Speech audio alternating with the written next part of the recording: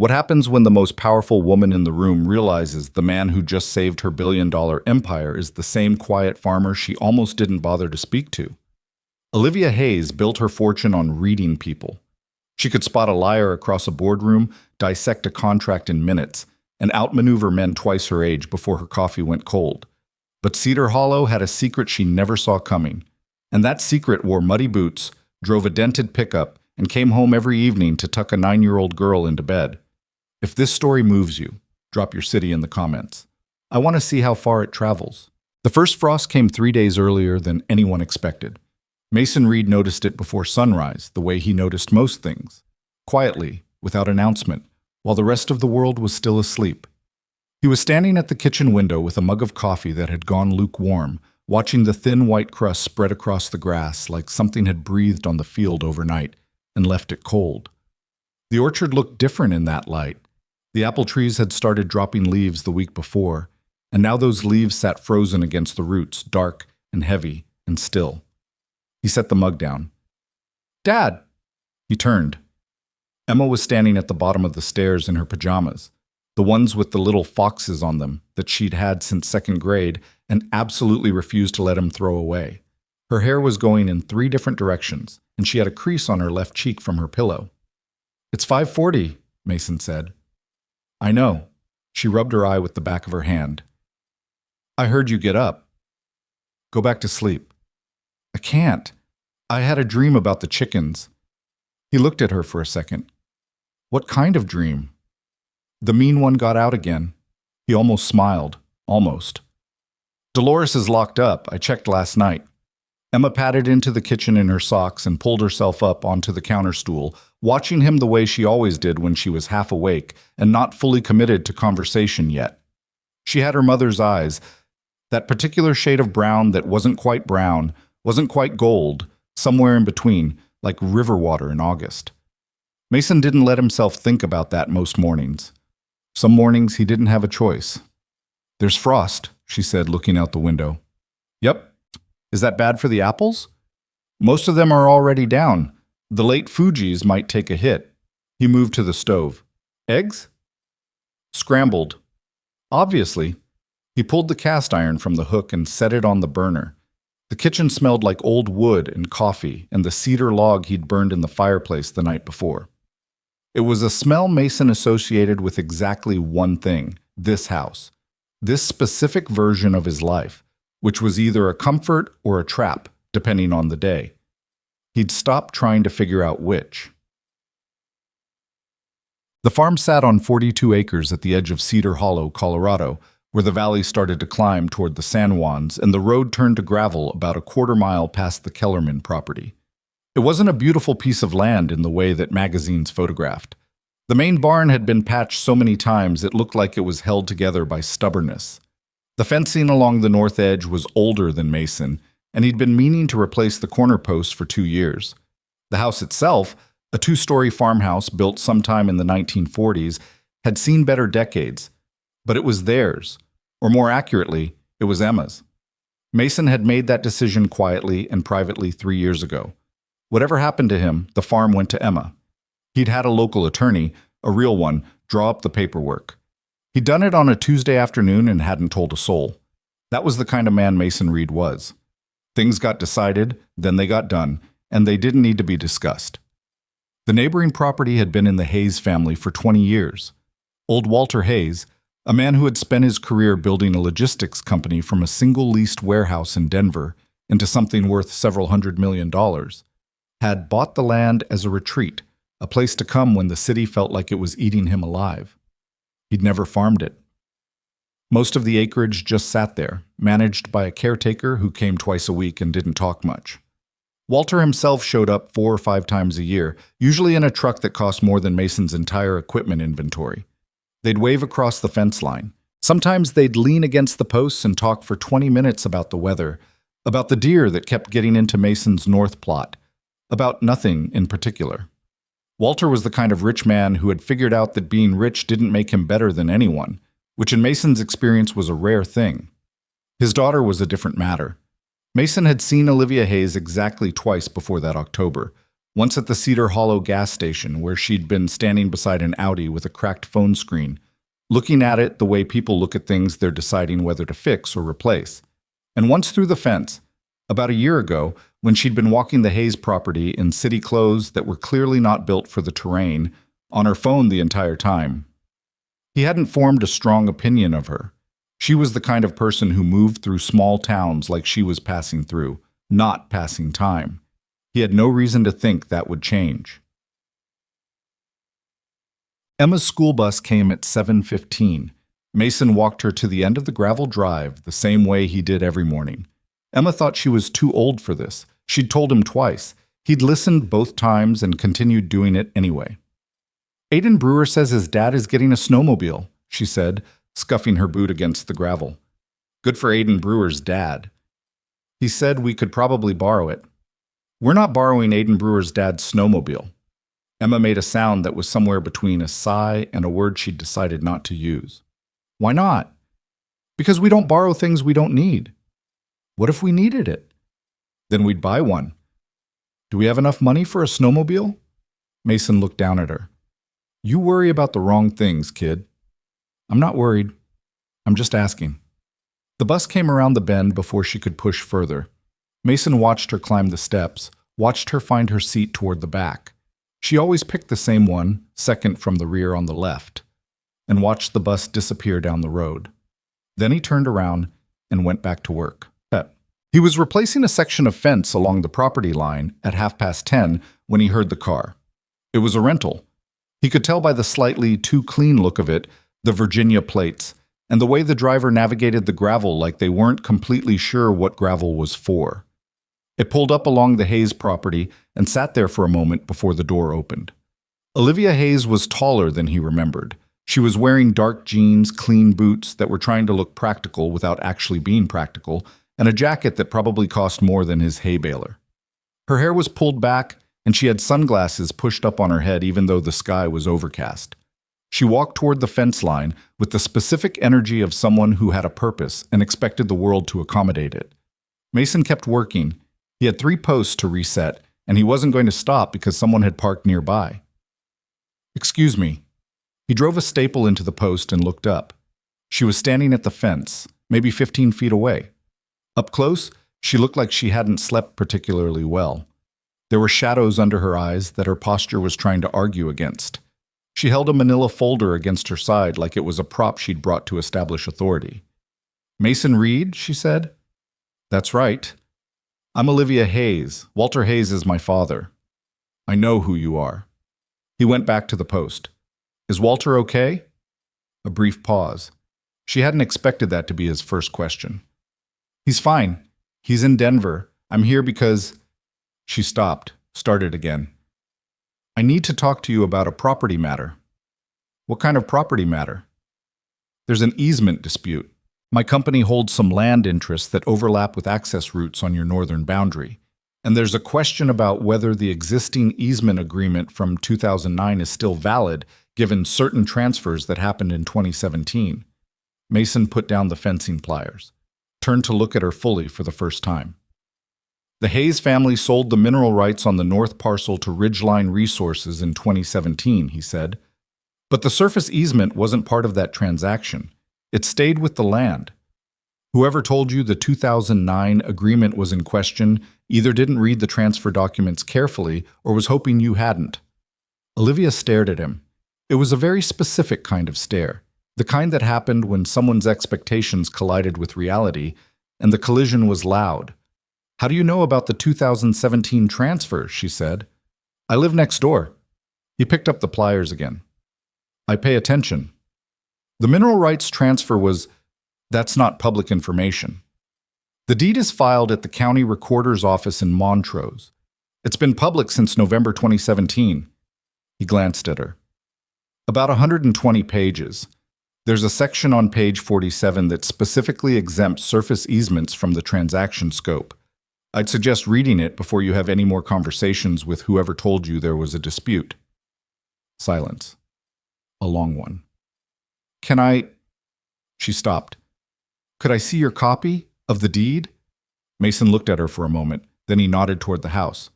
I'll be done with this post in about 20 minutes. Coffee's on. She didn't sit right away. She stood in the kitchen doorway and looked at the space the way people do when they're not sure if they're intruding.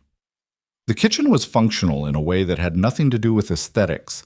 Cast iron hooks, worn counters, a farm table with mismatched chairs, a magnetic whiteboard on the refrigerator covered in Emma's multiplication practice, and a grocery list that said eggs, more, chicken feed, duct tape. Real duct tape, not the blue stuff. Sit wherever, Mason said, pouring the coffee. She sat at the end of the table, straight-backed, folder in front of her, still in business mode, even in a farmhouse kitchen. He set a mug down in front of her and pulled a box file from the shelf beside the back door. He kept hard copies of everything related to the property: deeds, surveys, easement agreements, tax records. The box was organized in a way that would have surprised anyone who saw the barn. He found the transfer document and set it on the table, open to page 47. She read it. He drank his coffee and looked out the window. The frost was melting now, the grass going from white to gray-green as the sun worked its way through the clouds. This is, she trailed off, exempt surface easements, section 4.2, subsection C. He didn't say I told you because it didn't need to be said. My legal team told me this was ambiguous. Your legal team was wrong. She looked up at him. Or they had another reason for telling me it was ambiguous. Something shifted in her voice when she said that. The business mode quality dropped out, just for a second, and underneath it there was something that sounded like genuine uncertainty. Like she was thinking out loud and hadn't quite decided whether she trusted him enough to do that.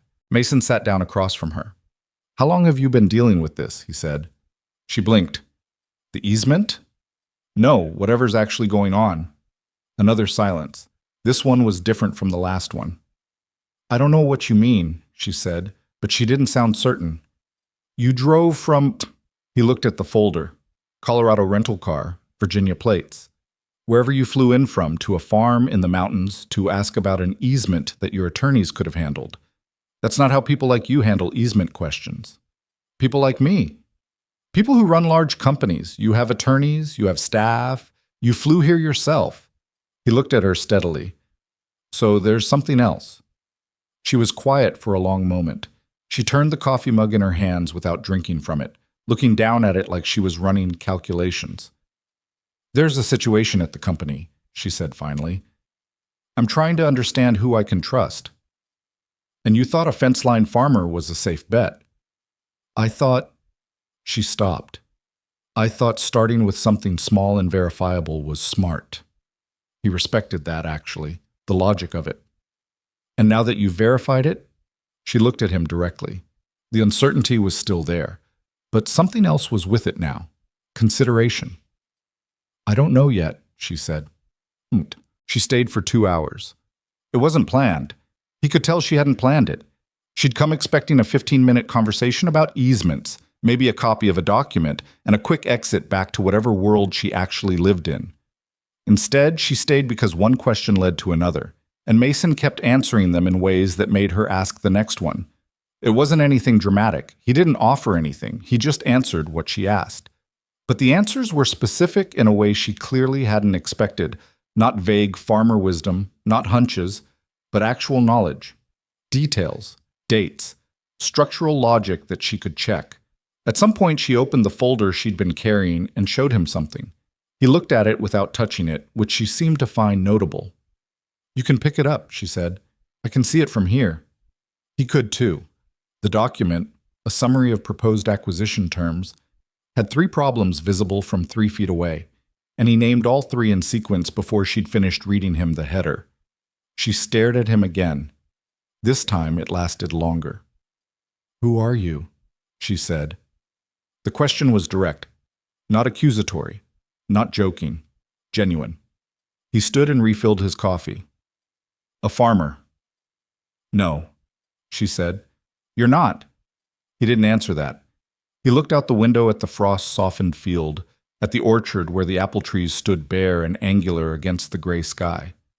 He thought about Emma, about what time the bus would come back, about the fence posts he hadn't finished. I used to be something else, he said finally. I'm not anymore. She waited. He didn't give her anything more. She was smart enough to recognize when a door was closed.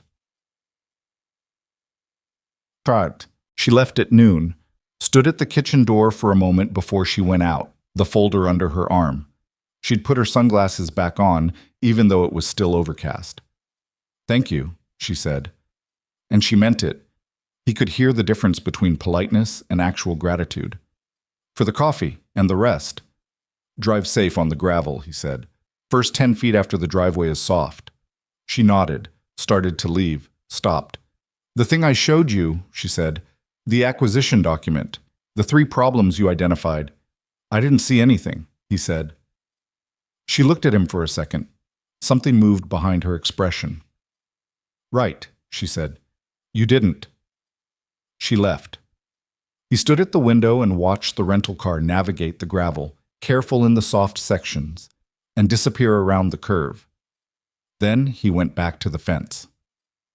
Emma came off the bus at 3:40 with a paper turkey she'd made in art class, and the information that apparently Marcus Delgado had put a rubber worm in Claire Hensley's lunch, and there had been significant crying and a note home to parents. Did Claire deserve it? Mason asked. Emma thought about it with more seriousness than the question probably warranted. No, but she did take his colored pencils without asking last week. Still not a rubber worm offense. No, Emma agreed. Probably not. She taped the paper turkey to the refrigerator beside the grocery list and climbed up on the counter stool to do her homework. Mason started dinner. Just soup, he had a pot of bone broth that needed using, and the cold weather made sense of it. Emma worked in silence for 20 minutes, which was longer than usual. Then she said without looking up from her worksheet, "Was someone here today?" He glanced at her. "Why?" "There's a second coffee mug." He looked at the drying rack. She was right. He'd washed both mugs, but they were both there. "Neighbor's daughter," he said. "Came by about a property thing." "The rich one?" "Walter's daughter, yeah." Emma processed this. "Was she nice?" "She was professional." "That's not the same thing." "No," Mason admitted, "it's not." Emma went back to her worksheet. He stirred the soup, the kitchen filled up with warmth and the smell of herbs and something that felt, if he was honest, a lot like ordinary life. He held on to that. He was good at holding on to ordinary things. He'd learned that the hard way, learned it in the specific way you only learn things when you've had them taken away. He didn't think about Olivia Hayes anymore that evening. He tried, anyway. Bam. 3 days passed. He fixed the fence. He drove into Cedar Hollow for chicken feed and duct tape. He helped Emma with a science project about water cycles, which involved a plastic bag taped to a window and more condensation than Emma had anticipated, and a small flood on the sill that they mopped up together at 10:30 on a Wednesday night, laughing in a way that neither of them planned. He did not hear from Olivia Hayes. He hadn't expected to. On the 4th day, he was in the barn replacing a damaged wheel bearing on the tractor when his phone buzzed. He didn't recognize the number. It was a 703 area code, Northern Virginia. He stared at it for a second. Then he answered. "Reed," she said without greeting, like she was already in the middle of something. "I need to ask you something." He set down the wrench. "Go ahead." "The 3 problems you identified in the acquisition document." She paused. Were they problems because the deal was structured badly, or because someone wanted it to fail? He was quiet for a moment, thinking. "Both can be true," he said. "Bad structuring gives someone else the option to fail it on purpose." The pause on her end was significant. "That's what I thought." "What are you going to do about it?" "I don't know yet." She sounded like she was standing somewhere large and open. There was a slight echo, a parking garage maybe, or an empty office building. "I need to understand who's driving the bad structuring." "Someone on your board?" Another pause, longer this time. "What makes you say that?" "Because if it was your legal team, you'd have replaced them already. You're still asking questions, which means the problem is somewhere you can't easily reach." He looked at the barn wall. Old wood, gray light through the gaps. "Board members are harder." She didn't say anything for a long moment. "You're very strange," she said. "You know that? I've heard that. I need. She stopped. I'm going to be back in Cedar Hollow at the end of the week. My father asked me to come. Can I. Is it all right if I stop by? He thought about Emma, about the rhythm they'd built, about the way his life worked best when it stayed within its own borders. Friday afternoon is fine, he said. After 4. Thank you. He hung up and sat in the quiet barn for a minute before he picked up the wrench again. The wheel bearing wasn't going to fix itself. She showed up Friday at 4:15. This time she'd dressed more practically. Real jeans, a flannel-lined vest, actual hiking boots that had been broken in. The Audi was back, but she'd left it at the Hayes property and walked through the field to the fence line. That was a different kind of choice, and he noticed it without commenting on it. Emma was inside doing homework. Mason was splitting wood in the side yard when Olivia came up the path. You walked, he said. It seemed right. She looked at the wood pile. Can I help? Do you know how to split wood? No. Then probably not. She sat on the low stone wall near the yard and watched him work. He wasn't self-conscious about it. He'd learned that being watched doing manual work was only uncomfortable if you had something to prove. He had nothing to prove. My CFO's name is Victor Langford, she said after a few minutes. He's been with the company for 8 years. My father hired him. He's extremely good at his job. Mason split a log without answering. He proposed an acquisition 6 months ago, warehousing company in the Pacific Northwest. Clean balance sheet, good market position, reasonable valuation. She paused. My father was enthusiastic about it. The board voted to move forward with due diligence. And then things started to not add up. What kind of things? The due diligence reports came back cleaner than they should have been. I've seen enough acquisitions to know that clean reports on an aging infrastructure company are almost always wrong. Not because people are lying necessarily, but because people miss things. Nobody misses this many things. She was quiet for a second. And then there was the payment structure. What about it? There's a deferred compensation clause. $30 million split between 6 people, contingent on the acquisition closing. 3 of those people are on my board. She said it flat, without inflection, like she'd said it out loud before and was checking whether it still sounded as bad the second time. It did. The other 3 are officers at the acquisition target. Mason stopped splitting. He set the axe head on the block and looked at her. That's not an acquisition, he said. That's a transfer. I know. You've got people on your board who stand to receive $10 million each if this deal closes. That's not a conflict of interest. That's a conspiracy. I know. Her voice was level, controlled, but beneath it, and he was listening for it, there was something that wasn't either of those things. I have the documents. I found them in a data room that Langford thought I didn't have access to. I wasn't supposed to find them. I think... She stopped. I think if I bring this forward without being very, very careful, I'm going to lose. How? Because 2 of the 3 board members have been on this board for 15 years. They have relationships with institutional shareholders I don't have. If they control the narrative, they can frame this as a founder's daughter overreaching, trying to undermine a deal that's good for the company because she's emotionally attached to her father's legacy. She said it like she'd heard it before. Maybe she had. And Victor Langford has been very careful. The deferred compensation isn't in the main acquisition documents. It's buried in a subsidiary agreement that most people would never find. But you found it. I found it. She met his eyes. Because someone told me where to look. Mason said nothing. She held his gaze for a moment. That guidance came through a specific channel, a person I trust.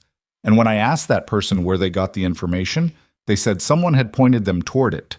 And when I asked who, she stopped. What did they say? They gave me a description. She paused. And then they told me the person had mentioned Cedar Hollow. The woodyard was very quiet. Somewhere behind the house, Dolores the chicken made a sound of deep personal dissatisfaction. There are a lot of people in Cedar Hollow, Mason said. There are about 840, Olivia said. I looked it up. He said nothing. She didn't push. She just sat on the stone wall and looked at him, and he looked back at her, and the October air sat between them, cold and clear. "I'm not asking you to explain anything," she said finally. "I'm asking you if you can help me build a case that won't fall apart." He was quiet for a long time. Then he said, "What's your timeline?" Something shifted in her expression. Not relief. Not yet. But the particular quality of someone who has been holding very still and realizes they might be allowed to move. 3 weeks, she said. The board vote on the acquisition is scheduled for November 14th. He picked up the axe, split another log. The sound cracked out across the yard and into the cold air. "You need an independent forensic accountant," he said. "Not someone who's done work for your company before. Someone completely outside the existing relationships. They'll need access to the subsidiary agreement and the due diligence files, the full versions, not the summaries. You also need the minutes from every board meeting in the past 18 months. Not the official minutes, the actual notes." She was writing something on her phone, not pretending to remember, actually writing it down. He appreciated that. "The actual notes?" she said. "How would I get those?" "Your board members' executive assistants take notes. The official minutes are edited. The originals exist somewhere. A personal drive, a filing system. You need someone on the inside who still has access and wants to do the right thing." "That's a big ask." "Yes." He looked at her. "Do you have anyone like that?" She thought for a second. "Maybe one person." "Then start there." He split another log. "And get a securities attorney. One who knows Delaware corporate law specifically. Not a generalist." "I have a securities firm I use. Not them." He shook his head. "You need someone Victor Langford doesn't know you know. His intelligence about your resources is part of how he's been staying ahead of you. New attorney, paid directly by you personally, not through company accounts." She'd stopped writing. She was staring at him. "You're telling me he's been monitoring my corporate legal spend. I'm telling you it's worth assuming he has." She sat back, looked at him for a long moment. "Mason." "Yeah." "Who are you?" He set the axe down, looked at the wood pile. It was a good-sized pile now. Enough to last a couple of weeks if the cold stayed like this. "A farmer," he said, "who used to know a different kind of field." She waited.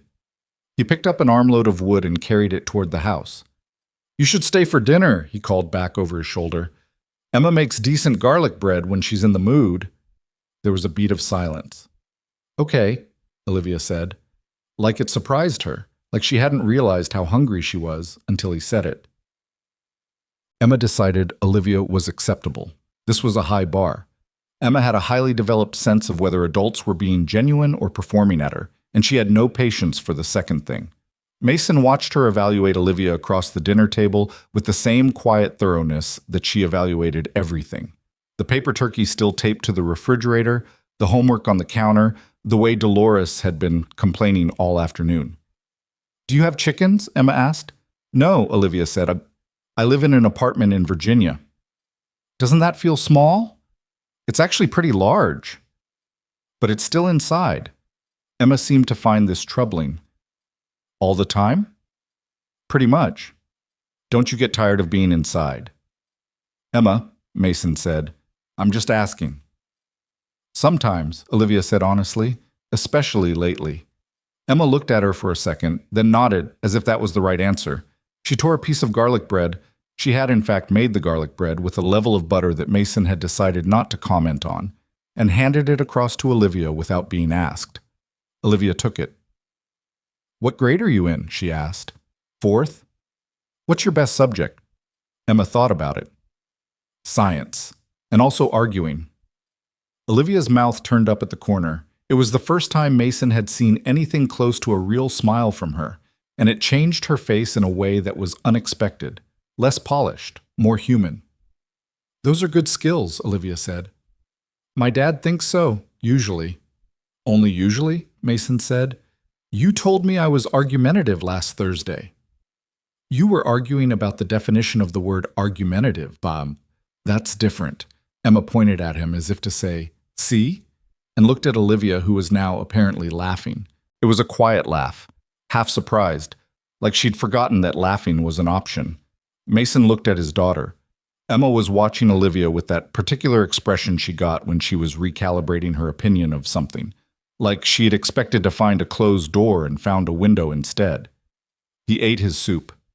He thought about November 14th. He thought about what it would cost him to do what she was asking and what it would cost him not to. He'd walked away from all of it once, burned it behind him like a field you don't want to look at again. And now here it was, not dressed up in a suit this time, but wearing muddy boots and standing at his fence line, asking for something he still, despite everything, knew how to give. The soup was good. The garlic bread was too buttery. Emma told a story about the rubber worm that got better in the retelling, and Mason Reed sat at his kitchen table and felt the specific, uncomfortable weight of being needed in a way he'd promised himself he would never be needed again. He wasn't sure yet what he was going to do about that. Olivia left Cedar Hollow on Saturday morning. Mason watched the Audi disappear down the gravel road from the kitchen window, the same window where he'd stood 4 days earlier watching frost settle across the field. Emma was still asleep. The house was quiet in the way it got on weekend mornings before the day had any shape to it. Just wood sounds, and the furnace cycling on, and Dolores registering some grievance from the direction of the coop. He poured coffee and stood there for a while, not thinking about anything in particular. That was what he told himself. In practice, his mind was doing what it always did when a problem sat down in front of it, turning it over, examining the edges, looking for the load-bearing points. He'd spent years trying to make that stop. He'd gotten better at it, the way you get better at most things you practice consistently, but better was not the same as done. Victor Langford, deferred compensation buried in subsidiary agreements, 3 board members with 15-year institutional relationships, and $30 million of personal motivation to close a deal that wasn't what it appeared to be. A due diligence process so clean it could only be the product of either incompetence or deliberate management, and Victor Langford, by any measure, was not incompetent. Mason drank his coffee. The problem with the kind of thing Olivia was dealing with, and this was something he knew from experience, the kind of experience he didn't talk about, was that the people who constructed these arrangements were always counting on the cleanup being messier than the crime. They were counting on the target being unwilling to burn the house down to prove the fire was set on purpose. Most people weren't willing. Most people chose the settlement, the managed exit, the quiet resolution that let everyone save face and made the thing go away. The question was whether Olivia Hayes was most people. He'd spent 2 evenings with her, and he still wasn't entirely sure. She was sharp. That was evident from the first conversation, from the way she absorbed information and cross-referenced it against what she already knew without having to be told to. She had the instincts. Whether she had the stomach for what came after the instincts was a different question. He rinsed his mug, went out to feed the chickens. Dolores eyed him with her usual combination of suspicion and entitlement, and he gave her a slightly smaller portion than the others, which he knew was petty and did anyway. He had 3 weeks. He hadn't agreed to help her. Not in so many words. He'd given her a list of things she should do, which was different from agreeing to be involved. He'd kept that line clear, or tried to. But the list had been very specific, and specific lists implied ongoing knowledge.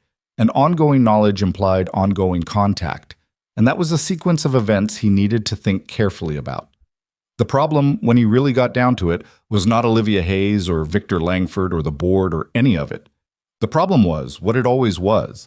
Once he started, he wouldn't be able to stop at the right moment. He never had been. That was the thing he'd learned about himself in the years before Cedar Hollow.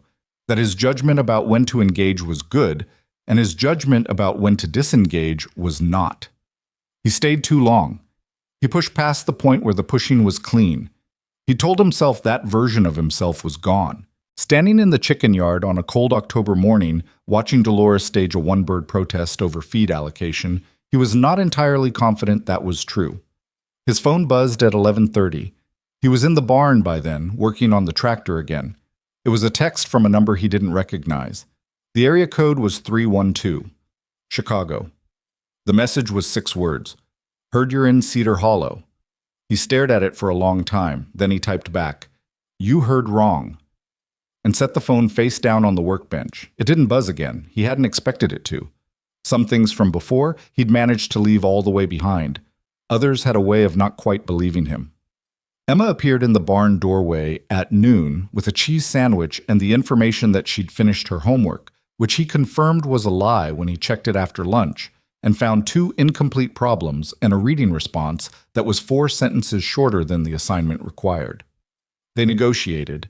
He used that word, though Emma's side of the negotiation was mostly theatrical outrage, and she finished it by 2 o'clock, at which point she declared herself free and spent the rest of the afternoon building something in the backyard with fence stakes and twine that she described as a maze for the chickens, and that Dolores refused to engage with on principle. It was a good afternoon, the kind that felt uncomplicated from the outside. Mason spent most of it watching Emma from the porch, drinking coffee that went cold, and working through a problem he hadn't agreed to work through. By Sunday evening, he'd decided what he was going to do. He wasn't entirely at peace with the decision. He'd stopped expecting to be at peace with decisions a long time ago. Peace was for people whose choices didn't have weight to them, and his choices, historically, had always been heavy. You made them anyway. That was the thing. You just made them and carried what they cost. He picked up his phone and called the 703 number. She answered on the second ring. Background sound. A hotel room, maybe. A television someone had muted. I need to see the full subsidiary agreement, he said, and the due diligence reports. The originals, not the summaries. Can you get them to me securely? A pause. Not a long one. Yes. Not by email, not through any account associated with you or the company. I have a personal attorney. He can use a secure transfer. That works. He leaned against the porch railing. The sky was doing something complicated in the west, layers of cloud going pink and gray at the same time. And the board meeting minutes. You said you might have someone on the inside. Her name is Diane Cho. She's been with the company for 11 years. She was my mother's personal assistant before my mother died, and then she became the board secretary. A pause. She doesn't like Victor. She's never said that out loud, but I know. Have you talked to her directly? Not yet. Don't do it by phone or company email. In person, somewhere outside the office. He watched a cloud move across the edge of the mountains. And Olivia? Yeah. Be careful about your assumptions. The person you think doesn't like Victor might still be afraid of what happens to them if they help you. I know. I mean genuinely afraid, not abstract career risk afraid. The people Langford has aligned with, if this goes the way it looks, they're not going to treat a whistleblower gently. Another pause. When she spoke, her voice was quieter. Do you know something specific about that? About Langford specifically? He'd been expecting that question. He'd been deciding how to answer it for the past 48 hours. Not specific, he said. Pattern recognition. 8 years is a long time to build something like this. That kind of patience comes from a particular kind of person, and that kind of person doesn't react gracefully when the structure is threatened. You sound like you've seen this before. Go see Diane Cho, he said. Let me know what she says. He hung up before she could push further. It wasn't that he was hiding something, or not exactly. It was that some answers created more problems than they solved, and right now Olivia didn't need more problems. She needed to move. The sky went dark.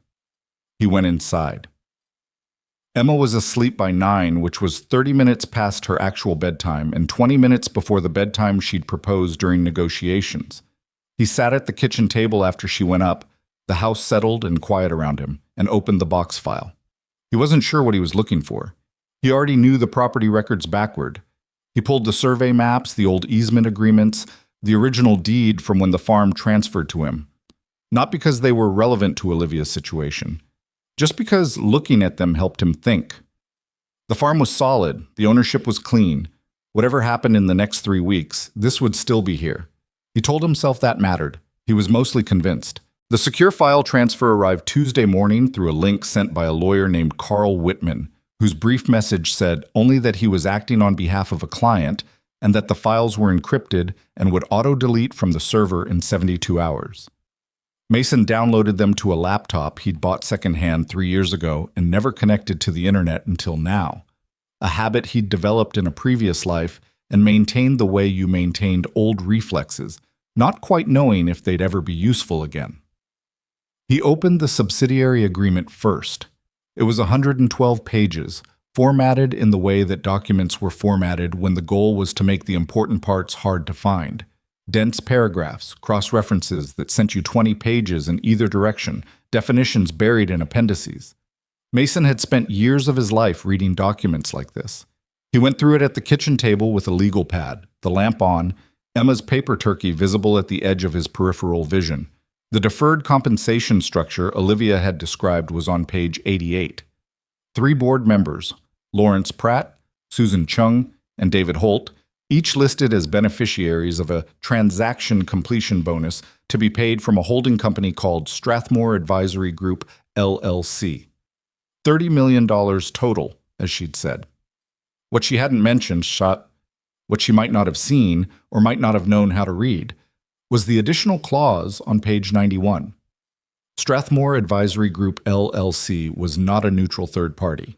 It was, according to the registered agent filing referenced in the footnote of page 91, majority controlled by an entity called Vantage Holdings, incorporated in Delaware, with a registered address that matched, when Mason cross-referenced it with a public database on his phone, the home address of one of the Pacific Northwest Warehousing Company's principal officers. The structure had a second layer. It wasn't just that 3 board members were being paid to close a deal. They were being paid by a company that was connected to the acquisition target itself, which meant the warehousing company was, in effect, paying Hayes Logistics board members to approve its own purchase. The corruption wasn't just about the deferred compensation. It was about who was controlling the compensation and what they expected in return, which made the valuation question a great deal more interesting. He turned to the due diligence reports. They were, as Olivia had said, suspiciously clean, but clean in a specific way. Not the absence of problems, but the presence of carefully worded reassurances that didn't quite answer the questions they appeared to be answering. The infrastructure assessment said the warehousing facilities were in compliance with applicable regulatory standards. It didn't say they were in good condition. The financial review said the acquisition target's revenue was consistent with industry benchmarks. It didn't say the revenue was real. The legal review noted there were no material pending litigation matters of which the company is aware. That language, of which the company is aware, was a specific kind of escape hatch. It meant nothing about litigation that existed but hadn't been disclosed. He sat back. He looked at the paper turkey. Then he picked up his legal pad and started writing. He worked for 4 hours, stopping twice to refill the coffee and once to check that Emma was still asleep.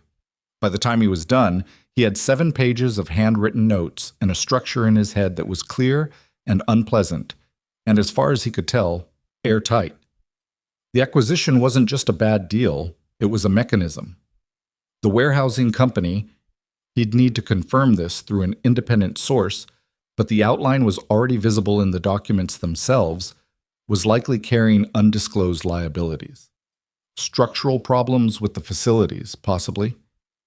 Regulatory exposure, maybe. Revenue that looked solid on paper because the paper had been carefully selected. Someone on the seller's side knew the company was worth considerably less than its asking price, and they had decided that the most efficient way to get full price anyway was to ensure that the people approving the purchase had a personal financial incentive to stop asking hard questions. Victor Langford had either constructed this or been brought in to manage it. Either way, he was at the center. And Strathmore Advisory Group was the connection between the corruption and the cash. Mason closed the laptop, stacked his notes, sat at the kitchen table in the quiet house, and thought about what he was doing and what it meant. He was doing it, clearly. The notes were 7 pages and the outline was clear, and he'd stayed up until 2 in the morning because he was already inside the problem, and the problem had structure, and structure was the thing he had never been able to walk away from. The cost was harder to calculate. It wasn't about exposure. He'd thought through that carefully. He was not a party to anything. He owned no interest in the outcome. If someone wanted to know how a farmer in Colorado had identified a conspiracy in a corporate acquisition, the answer was going to be unsatisfying and boring. He'd read the documents, he'd followed the footnotes, he'd done the arithmetic. That was legal. That was, in fact, exactly what any competent person should have done. The cost was different from that. The cost was what he'd learned the last time he'd been inside something like this, and thought he was only advising. You started advising, and then the situation needed more than advice, and you gave more, and then the situation needed more still. And somewhere in that sequence, you stopped being a person who was helping and started being a person who was involved. And being involved changed what you were to people. And what you were to people changed what you were to yourself. He'd spent 3 years building a version of himself that didn't belong to anyone else's problems. He wasn't sure he was ready to let go of that. But the 7 pages of notes were real. And November 14th was real.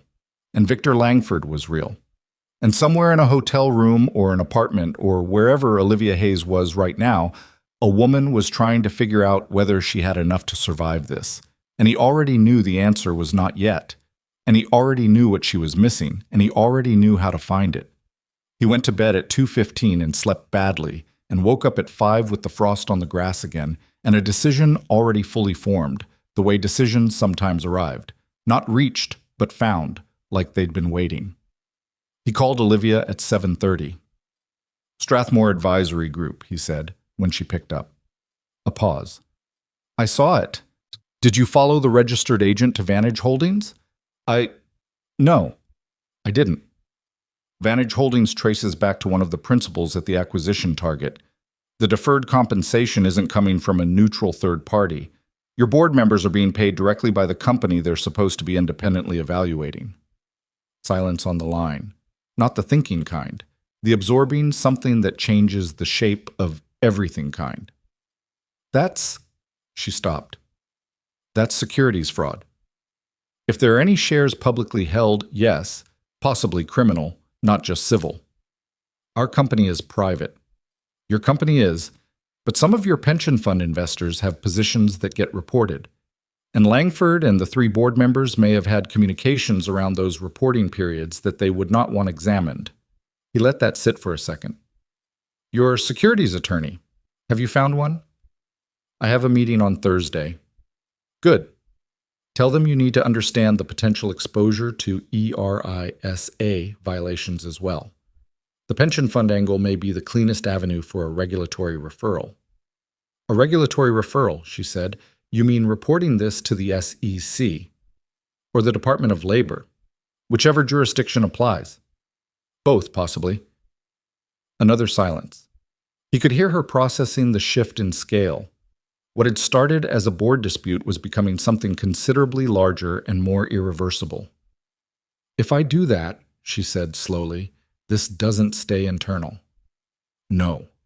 This becomes public. It becomes criminal. It becomes—" She stopped. "Victor has been with this company for 8 years. He knows every relationship we have. If this goes public before I've secured the board structure, he could use those relationships to control the story. Which is why you need to secure the board structure first. I need a majority without the 3 compromised members. That's not automatic. There are 7 board members total. 3 are compromised. That leaves 4, including me. 4 votes is a majority of 7. Only if all 4 are committed, and one of the remaining 4 is my father." She paused. "He hired Victor. He trusts him. He has trusted him for 8 years. Telling him that trust was misplaced." She went quiet for a moment. "That's not a business conversation. That's a different thing." Mason didn't say anything. He was standing in the orchard with the phone, the bare apple trees around him, the frost still in the shadows. He'd walked out there without really thinking about it. It was where he went when he needed to think straight, had been since the first year on the farm. "Your father is a smart man," Mason said finally. "I've spoken to him a dozen times over a fence line. He didn't build what he built by being fooled easily. People don't get fooled by people who are easy to catch." "No," he agreed. "But Walter Hayes spent 40 years reading people. Give him the documents. Let him draw his own conclusions before you tell him what yours are." She was quiet for a long time. "Is that really what you think? Or is that what you think is easiest for me to hear?" He looked up at the sky through the branches, cold and gray and honest. "It's what I think. He might surprise you. And if he doesn't, then you have a harder problem, and you deal with it then." He paused. "You can't solve the problems you haven't gotten to yet." She breathed out slowly. "How are you doing this?" "Doing what?" making this feel like it has steps, like there's an order to it. Because there is. I know there is, but... She stopped. When I'm inside it, all I can see is how many things can go wrong simultaneously. And you put it in sequence, and it sounds like something that can actually be done. He almost said, "That's what I used to be paid for." Instead, he said, "Breakfast first. Everything else second." A pause. "What? You haven't eaten yet. How do you..." "Because you answered on the first ring, and it's 7:30 in the morning, and you sound like someone who's been up since 5. He turned back toward the house. "Eat something. Then call your securities attorney and confirm Thursday, and find a way to meet with Diane Cho before the end of the week." "You're giving me homework." "I'm giving you a sequence. It's not the same thing." She made a sound that was almost a laugh. Almost, but not quite. Too tired and too pressured for anything fully committed to lightness. "Okay, I'll eat breakfast." "And coffee," he said. "Actual coffee, not whatever they sell in airport kiosks." This time she did laugh, brief and surprised. "I'm in a hotel in Denver." "Hotel coffee is worse than airport coffee, so lower your expectations accordingly." He hung up and went back to the house. Emma was in the kitchen in her fox pajamas, standing in front of the open refrigerator like she expected it to make a suggestion. "There's eggs," Mason said. "I know, I'm trying to decide if I want eggs." "The decision-making process would be faster if you closed the refrigerator." Emma closed it, turned around, looked at him with the particular sharpness she got sometimes, that thing where she was 9 years old and also somehow older than that. "Were you outside? In the orchard? Were you on the phone?" "Emma, I'm just asking. Scrambled or fried?" She considered this with inappropriate gravity. "Scrambled, but not too mixed up." "I know." He cracked the eggs into the pan. Emma climbed onto her stool and pulled her homework folder from her backpack, and the kitchen filled up with the ordinary morning sounds, and Mason stood at the stove and thought about Diane Cho and Walter Hayes and the shape of what was coming. Olivia met with Diane Cho on Wednesday afternoon. She texted Mason a single line afterward. She cried. "She's in." He was in the middle of fixing a gate latch when he read it. He stood there for a second, holding the screwdriver, thinking about what that meant. Not just for the evidence, but for Diane Cho herself. 11 years with a company. A woman who had kept quiet about something that bothered her, the way people kept quiet about things that scared them, and then someone finally asked her directly, and something inside her broke open. The notes she handed over were 53 pages. She'd been keeping them for 6 years. He found that out on Thursday evening when Olivia called from a coffee shop near the securities attorney's office, speaking in a voice that was lower and more deliberate than he'd heard from her yet. "She has board meeting notes going back to 2018, Olivia said. "Not just minutes, notes. Conversations that happened before the formal session started, side conversations after. One entry, from March of last year, has Victor saying to Lawrence Pratt, 'I'm reading from Diane's handwriting here. If she starts asking questions about the advisory structure, just slow her down. She'll move on. She always does.'" Mason was sitting at the kitchen table. Emma was upstairs. He was very still. "She always does," Olivia repeated. The way she said it told him she'd been sitting with those words all afternoon. "He's been dismissing me as predictable for at least a year. I have never..." She stopped. "I have never let anyone talk to me that way." "Now you have evidence he did." "Yes." Something had shifted in her voice. The uncertainty that had been there since the first day at the fence line, that careful, contingent quality of someone who was operating on incomplete information and knew it, was still there, but it was furged with something harder now, something that didn't have any give in it. "I want to destroy him." "I know," Mason said. "Tell me I'm not letting this get personal." "I can't tell you that." "Why not?" "Because it is personal," he said. "It's been personal since the first time he decided you weren't paying attention. You'd be lying to yourself if you said otherwise." He leaned back in his chair. "The question isn't whether it's personal. The question is whether it's also right. And it is. So both things can be true." She was quiet. "Mason," she said. "Yeah?" Thursday, November 14th. If we get through that, I want to know who you used to be. The real version, not the farmer version. He looked at the kitchen wall, at the old wood, the worn paint, the shapes of a life he'd built with his hands because his hands needed something to do, and his mind needed something to do, and his heart needed somewhere to put itself. Let's get through it first, he said. Outside, the wind came down off the mountains and pressed against the windows, and the house creaked the way old houses creak. Not weakness, just age, just the sound of something that had been standing a long time and was planning to keep standing. He told himself he wasn't afraid. He told himself that. And then he sat at the table alone in the quiet house and let himself feel the fear, because that was the other thing he'd learned. You couldn't outrun it, and you couldn't pretend it wasn't there, and you couldn't let it decide anything. You just felt it, and then you kept going. The calendar on the wall said October 22nd. 3 weeks. He picked up his legal pad and turned to a clean page. The forensic accountant's name was Patricia Vile, and she didn't like being rushed. Olivia had found her through the securities attorney, a woman named Ruth Nakamura, who had spent 20 years doing Delaware corporate litigation and had the specific kind of calm that came from having seen everything twice. Ruth had called Patricia on a Tuesday and explained the broad shape of the situation without specifics, and Patricia had called Olivia on Wednesday morning and said, before anything else, I need 6 weeks minimum for something like this. I have 3, Olivia said. Then you need a different accountant. I need you.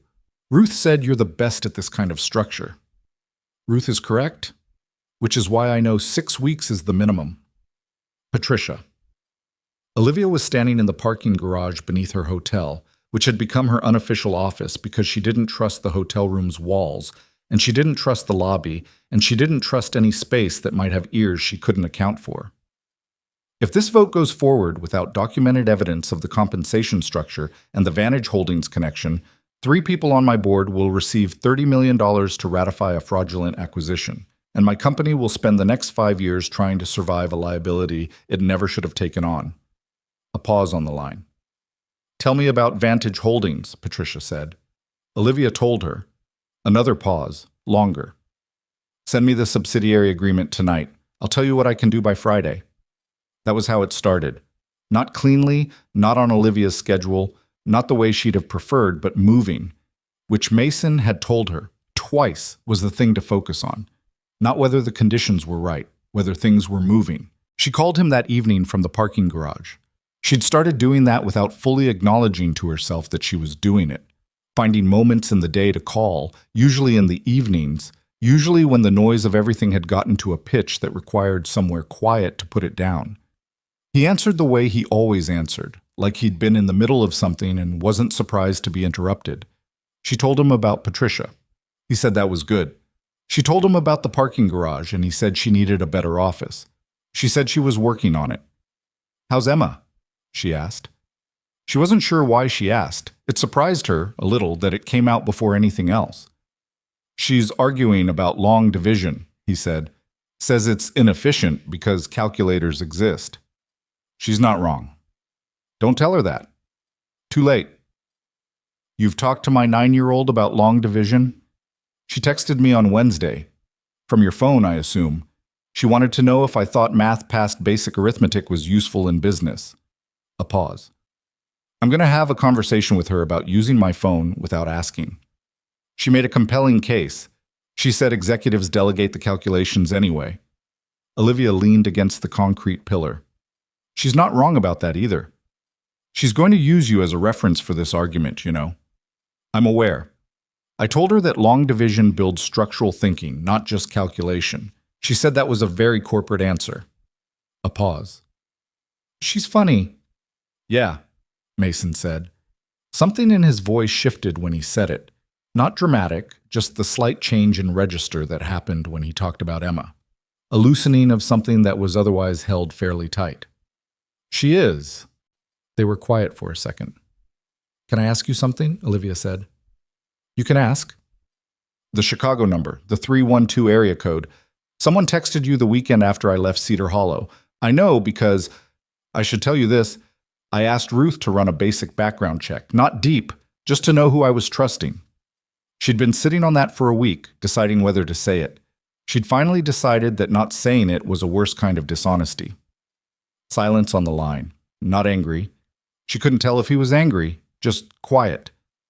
"What did the background check say?" he said finally. "Not much. It's impressively clean for someone your age. There's a gap between 2015 and 2019, essentially nothing. Before that, a name associated with Hartwell Meridian Capital in New York, Associate Director of Structured Finance." The concrete of the parking garage was cold against her shoulder. She shifted but didn't move away from the pillar. "I'm not going to apologize for checking," she said, "but I am telling you that I checked because I think you deserve to know." "Hartwell Meridian isn't a secret," he said. "It's in public records." "I know, but the gap is interesting. The gap is when my wife died and I moved to Colorado." She hadn't expected the flatness of it. Not coldness, just the quality of something stated as fact, without buffer. She felt the weight of it land and didn't try to deflect it. "I'm sorry," she said. "It was 4 years ago." "That doesn't mean I shouldn't say it." Another pause, longer. "Her name was Claire," he said. "She was a high school biology teacher.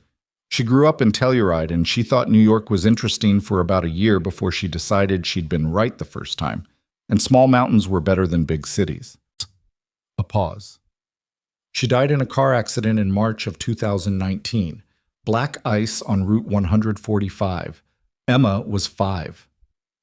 Olivia didn't say anything. She'd learned in the 2.5 weeks of knowing Mason Reed that there were moments where words were the wrong response.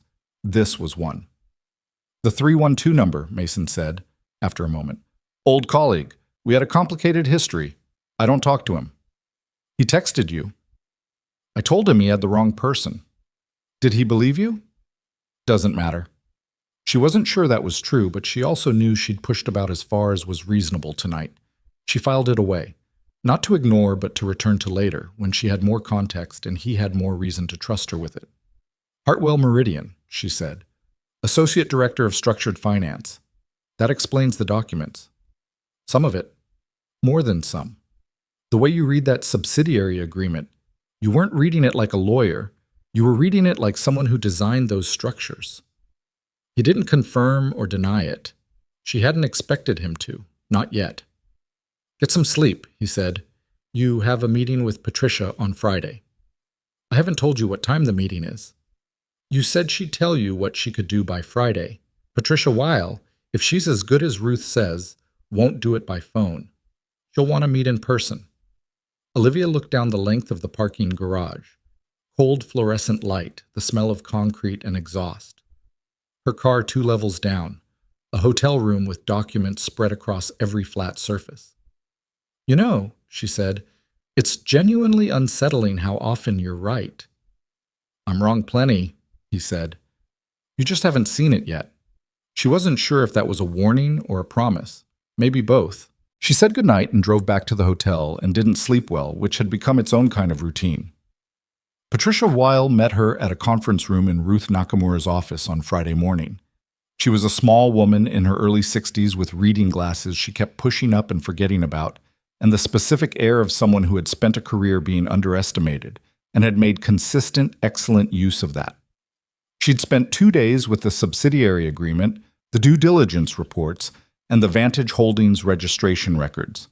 She had a legal pad covered in notations that she kept face down on the table while she talked, like a card player who wasn't ready to show her hand. "The structure is elegant," Patricia said. She didn't say it admiringly. She said it the way a surgeon might describe a tumor that had been particularly clever about hiding. Whoever designed it knew exactly how far you could push the deferred compensation without triggering automatic disclosure requirements. "Langford?" Olivia asked. "He's the one visible at the surface, but this architecture," she tapped the legal pad. "This took expertise I wouldn't automatically associate with a CFO, even a sophisticated one. There's a level of structured finance knowledge in how this was layered that's coming from somewhere specific." Meaning someone designed this for him, or with him. Someone who knows how these vehicles are constructed from the inside. She looked at Olivia over the reading glasses. "Do you have any visibility into Langford's external relationships? Prior employers, advisory relationships, people he might have worked with before Hayes? Olivia made a note. I can find out. Do that. Patricia opened the legal pad. Now, the Vantage Holdings connection. I found 3 additional documents in the public record, a Delaware annual report and 2 registered agent filings that firm up the ownership chain. The principal officer of the acquisition target, a man named Gary Elston, is the indirect majority owner of Vantage Holdings through a personal trust called the Elston Family Trust. She said it like a fact, clean and dry. That trust is also a named beneficiary in the Strathmore Advisory Group Operating Agreement, Section 11, page 44. The deferred compensation doesn't just connect to a company Elston controls. It also provides him personally with a residual economic interest contingent on the acquisition closing. Olivia sat very still. He's paying our board members out of his own trust. A structure he controls, yes, and he benefits personally if the deal closes. He does. So the acquisition target is paying our board to approve a sale, and the money is coming partly from the personal wealth of the seller, which means he's essentially bribing the people who are supposed to protect our interests. That's one way to describe it. Patricia picked up her pen. A securities attorney would describe it in terms of specific violations. But yes, that's what this is. Olivia stood up and walked to the window.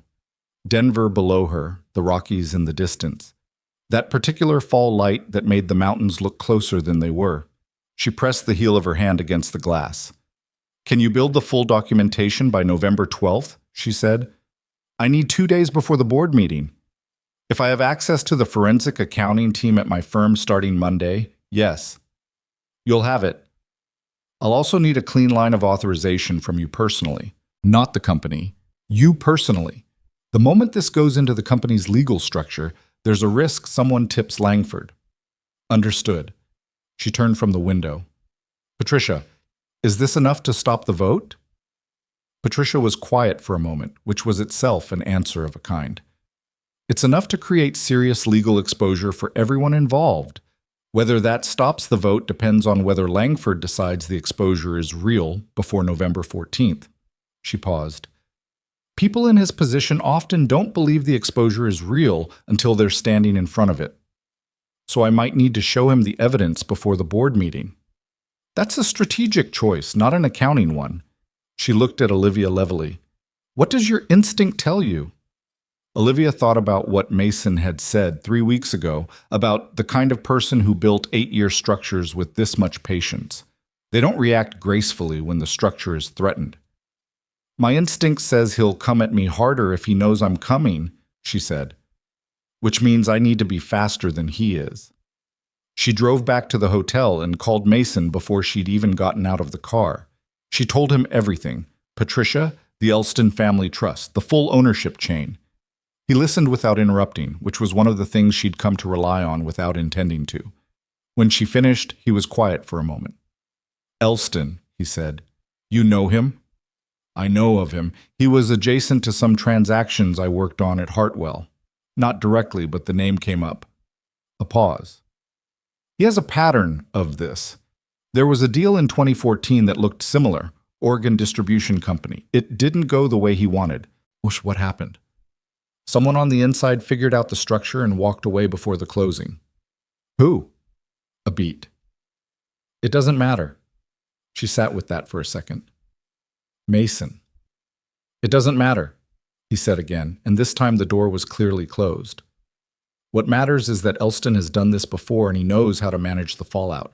He's going to have contingency plans for the acquisition falling apart. You need to understand what those are before you move. How do I understand his contingency plans? What does he do if the acquisition doesn't close? What's the actual cost to him? She thought about it. He doesn't get the valuation. He has a company that's worth less than the price he was trying to get. He still owns it. And the board members? Pratt, Chung, Holt? They don't get paid. $30 million disappears.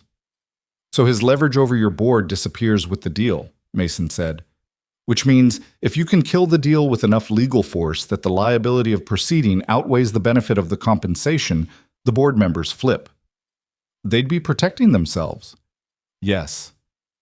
Even Pratt and Chung and Holt. Especially them. When people are in a position like theirs, the most powerful thing you can do is make them believe that the ship is going down and there is exactly one lifeboat.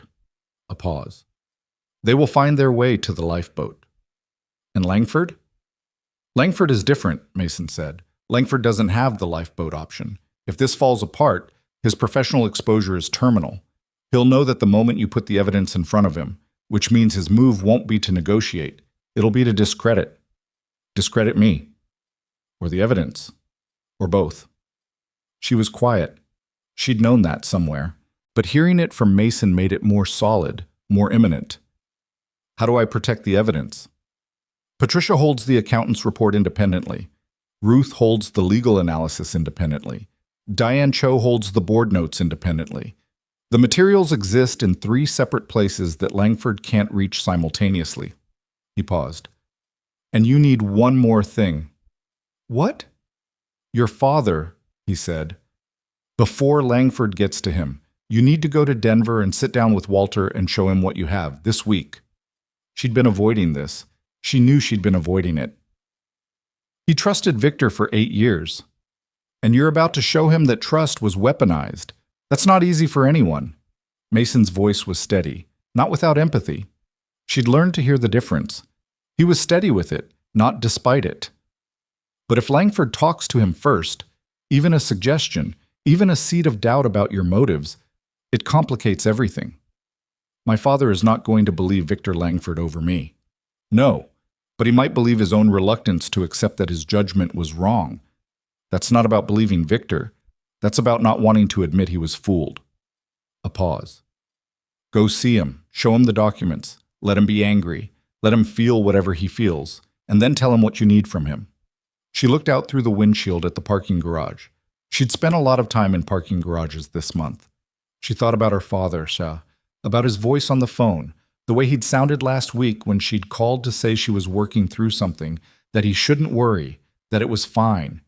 He'd said, okay, Olivia in the tone that meant he knew it was not fine, but that he'd let her manage it because she always had.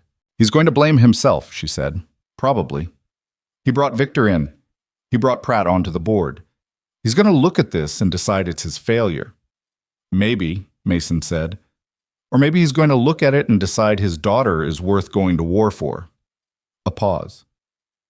I've spoken to Walter Hayes across a fence line a dozen times. He's not a man who collapses when things go wrong.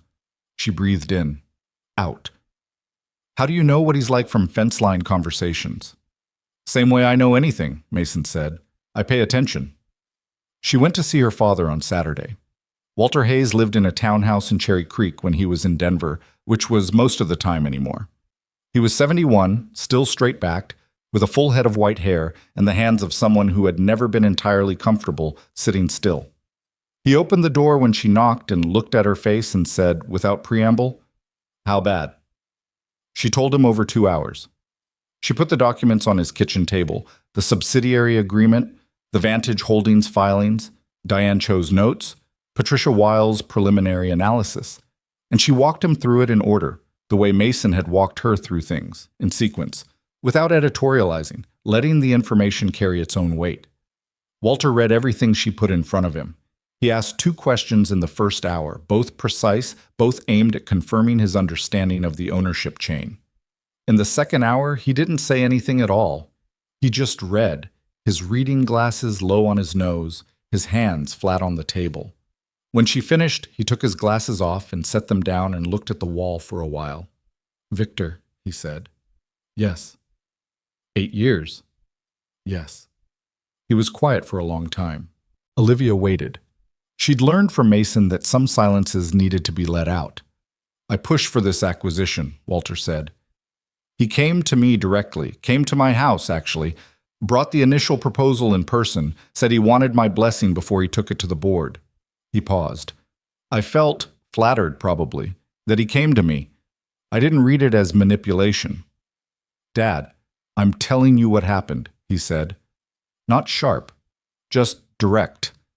The same directness she'd grown up with and sometimes found hard, and now found, sitting at this kitchen table, like something to hold on to.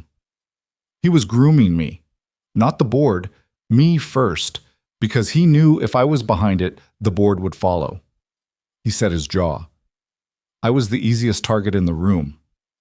You weren't the target, you were Olivia. He looked at her.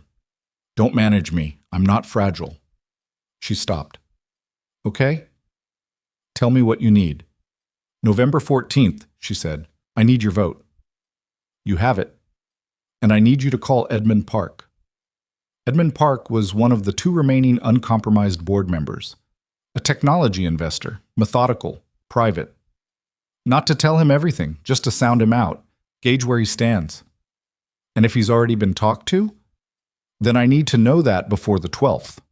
Her father nodded, put his glasses back on and looked at the documents again.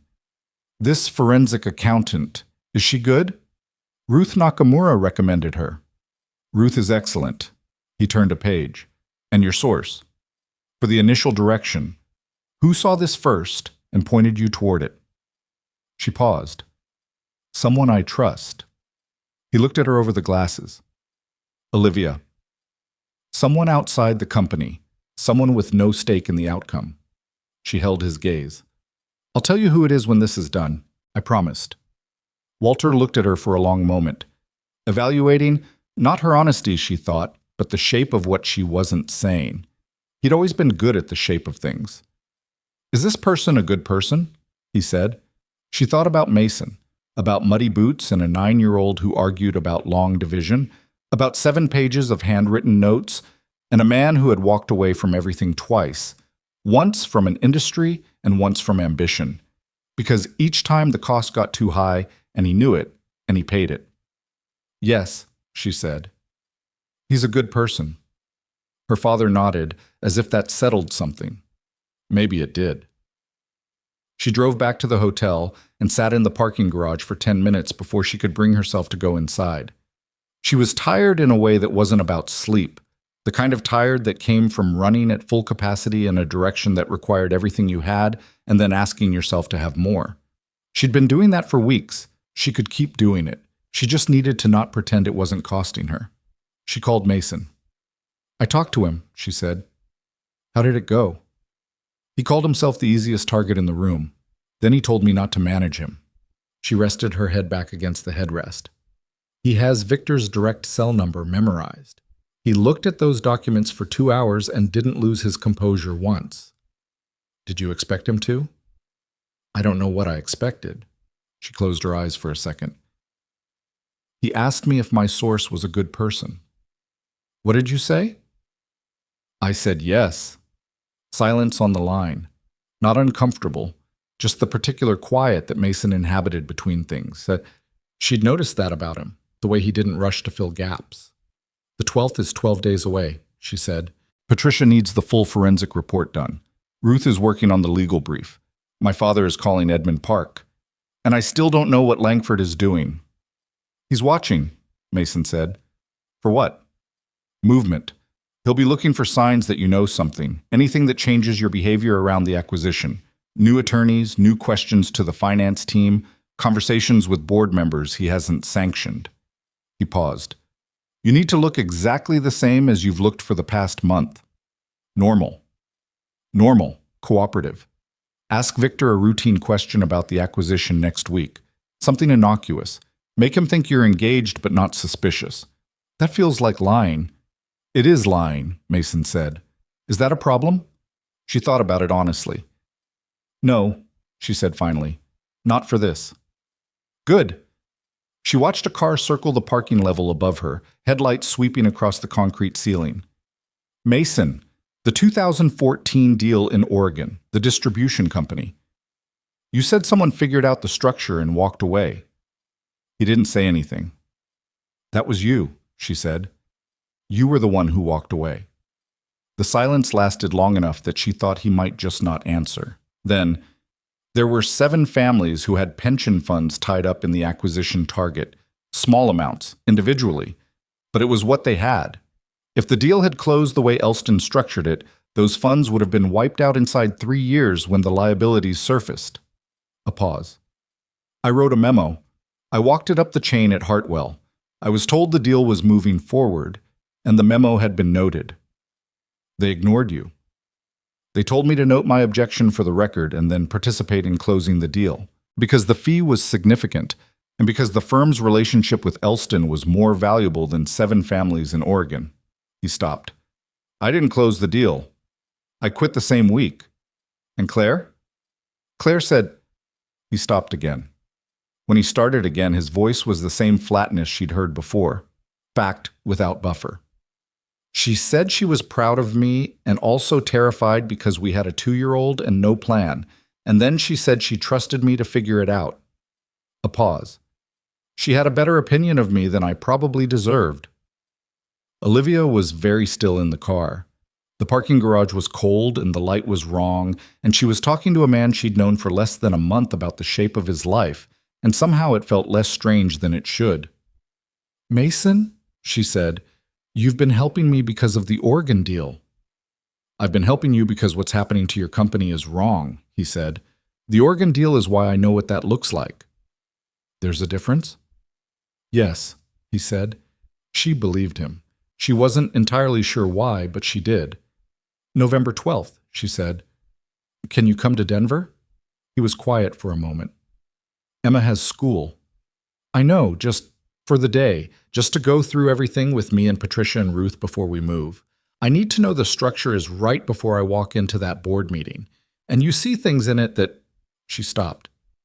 You see things none of us are seeing. Another long pause. I'll figure out Emma, he said, finally. You're sure? I said I'll figure it out. She exhaled. Thank you. Get some sleep, Olivia. Stop telling me to sleep. Stop giving me reasons to. She went inside. She ate something from room service, soup, which reminded her of his kitchen, and she let it. And she went through the day's notes and added 3 items to the sequence list she kept on her legal pad. And she did not sleep particularly well, but she slept, which was the best she could say for most of the past 3 weeks. In Cedar Hollow, Mason sat at the kitchen table for a while after he hung up. The house was quiet. The calendar on the wall said November 1st, which meant he'd been inside this thing for 3 weeks already, and the center of gravity had shifted in a way he'd known it would and had not been able to prevent. He'd told Olivia he would figure out Emma. He thought about that. He thought about who he could call. Mrs. Kellerman from up the road, who had watched Emma before when he had to be somewhere. Emma would complain, would say she was too old for a sitter, and then would spend 4 hours playing cards with Mrs. Kellerman and come home full of cookies and information about the Korean War because Mrs. Kellerman's husband had been in the Korean War and she believed in historical education as a byproduct of card games. He thought about what it meant to go to Denver, to sit in an attorney's office with documents he'd spent 3 weeks building from the outside, to walk into the room as whatever he was, like not a farmer, not a financial strategist, something in between that didn't have a clean name. He thought about what came after, if it worked.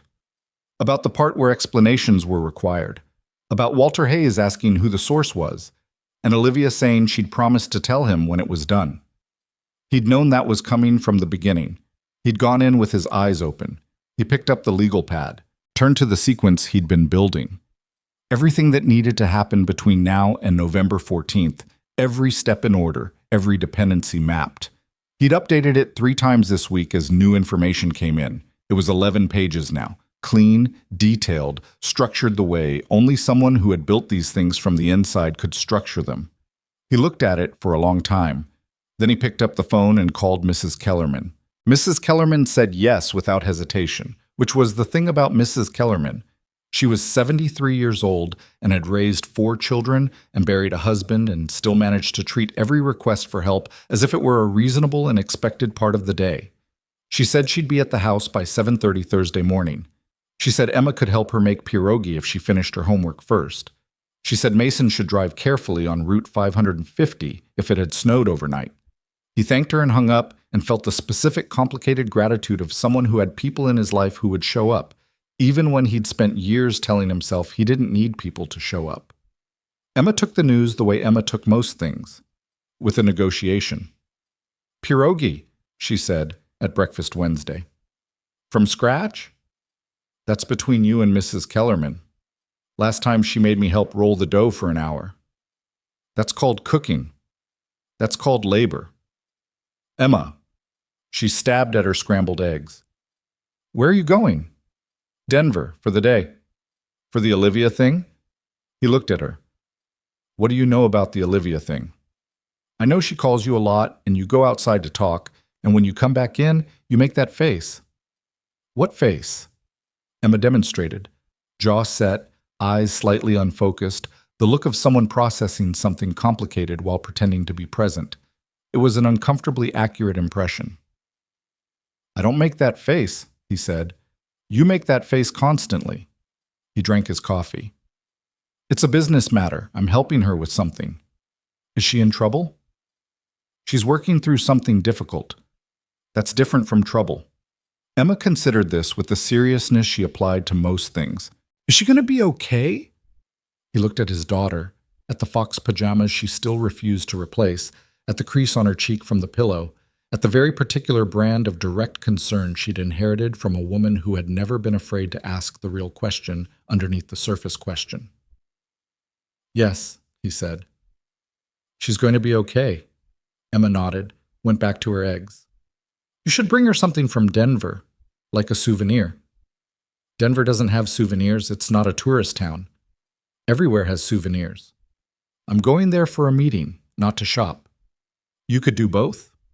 He let that go and drove her to the end of the driveway to wait for the bus, same as every morning, and watched her climb on and watched it disappear. And then he went inside and packed a bag for the day.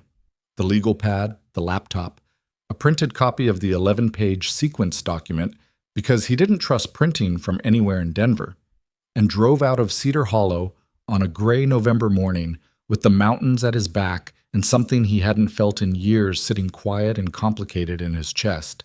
He recognized it eventually. It took him most of Route 550 to name it. By the time he hit Montrose, he had it. It was the feeling of being good at something that mattered. He'd spent 3 years farming, and he was good at farming. Not exceptional, not in the way that farming could make a man exceptional, but competent and careful and genuinely present for it. And it mattered. The farm mattered. Emma mattered. The life mattered. But this was different. This was the specific sensation of a mind operating at full capacity in a situation where full capacity was exactly what was needed. He didn't miss it, exactly, but he recognized it. Like a language you'd stopped speaking that was suddenly in the room again. He got to Denver at 9:15. Ruth Nakamura's office was on the 14th floor of a building in lower downtown, the kind of space that communicated competence without performing it. Clean lines, working bookshelves, a conference room with a whiteboard that had been used recently. Patricia Weil was already there when he arrived. Olivia was standing at the window with coffee, and she turned when he came in and something in her face changed. Not dramatically, just a small release of tension that she probably wasn't aware of. You made it, she said. Said I would. She looked at him for a second. He was wearing the cleanest version of his regular clothes, dark jeans, a flannel shirt, a jacket that was functional but not expensive. He hadn't owned a suit in 4 years. She was in a charcoal blazer and looked like she hadn't slept more than 5 hours, which he suspected was generous. This is Patricia, she said. Patricia Weil looked up from the documents she was organizing. She assessed him in about 2 seconds with the efficient attention of someone who evaluated things for a living. You're the farmer, she said. That's right. Ruth told me you were the one who identified the Vantage Holdings structure. I followed the footnote on page 91, he said. Anyone could have. They didn't, though. She turned back to the documents. Sit down. We have a lot to go through. They worked for 4 hours. Ruth ran the legal analysis from one end of the table. Patricia ran the forensic accounting from the other. Mason sat in the middle with his legal pad and listened to both of them and said almost nothing for the first hour, taking notes, building a picture. The picture was complex but coherent. The evidence was solid, better than he'd expected at this stage. Patricia had identified 3 additional layers in the Vantage Holdings ownership chain that created a direct paper trail from Gary Elston's personal trust to the deferred compensation payments. Ruth had drafted a legal brief that laid the violations out in sequence, clean and unambiguous. Olivia watched Mason the way she'd been watching him for a month, with the particular attention of someone trying to understand something they couldn't quite classify. He was aware of it. He let it be. At the end of the first hour, He said, "The brief needs one thing." Ruth looked up. "Tell me." "The ERISA exposure is understated. There are 2 pension administrators who hold positions in Hayes Logistics. I found their 13F filings last week. If those fund managers are construed as having material non-public information about the acquisition given their board relationships, the potential liability isn't just to the company, it's personal. To Pratt and Chung specifically." He turned the legal pad so Ruth could see the notation. "That changes their calculus significantly. It's not just that they won't get paid, it's that they could face personal civil liability for breach of fiduciary duty." Ruth looked at the notation, then at Patricia, then at Mason. "How long have you been looking at 13F filings?" "Since 2 weeks ago." "You found this in 2 weeks." "I had time," he said. "The farm is quiet at night." Olivia made a sound that might have been a laugh or might have been disbelief. Possibly both. Ruth rewrote the relevant section of the brief over lunch, working through it quickly, her handwriting fast and precise, asking Mason 2 questions that he answered and 1 question he didn't have the answer to, and said so, which seemed to satisfy her in a different way. Patricia refined the forensic report's executive summary to include the personal liability angle. Mason went through the full presentation structure 3 times, looking for gaps. There was one. "The board meeting," he said, at 2 o'clock. "Langford controls the agenda. He'll know something is coming before the vote. He's been watching her for weeks. He'll see the shift. His first move when he knows will be to call for a procedural delay. He'll argue the vote needs to be rescheduled pending review of new information, or that there's a conflict of interest allegation that needs to be reviewed by independent counsel before the board can act." "Can he do that?" Olivia asked. "Under the company's bylaws?" Ruth? Ruth had been expecting this. "He can request a delay. He can't compel one. The chair has discretion." "Who chairs the board?" "Lawrence Pratt," Olivia said, "who is compromised." "Yes." Mason looked at the table. "Then you need to remove Pratt from the chair before the meeting starts, or neutralize his ability to exercise chair discretion." "How?" "Your bylaws allow for an emergency appointment of an acting chair if the sitting chair has a disclosed conflict. If Pratt's conflict is documented and disclosed before the meeting opens, he's required to recuse from chair responsibilities." He looked at Ruth. "Is that accurate?" Ruth pulled the bylaws document from her stack, read for 45 seconds. Section 8.3. Yes. "Conflict disclosure before the meeting opens triggers mandatory recusal from procedural authority." She looked up. "The conflict needs to be formally disclosed in writing to all board members simultaneously." "So we send the evidence to the full board the morning of the 14th, Olivia said, "before the meeting opens." "Not the full forensic report," Mason said. "That goes to the independent directors only. Your father, Edmund Park, and the 7th member." He looked at Olivia. "Who is the 7th?" "Margaret Tan. She's been on the board for 3 years. She's clean. I'm certain of that. Send the full package to those 3 the night before. Send a conflict disclosure letter to Pratt, Chung, and Holt simultaneously on the morning of the 14th, 2 hours before the meeting.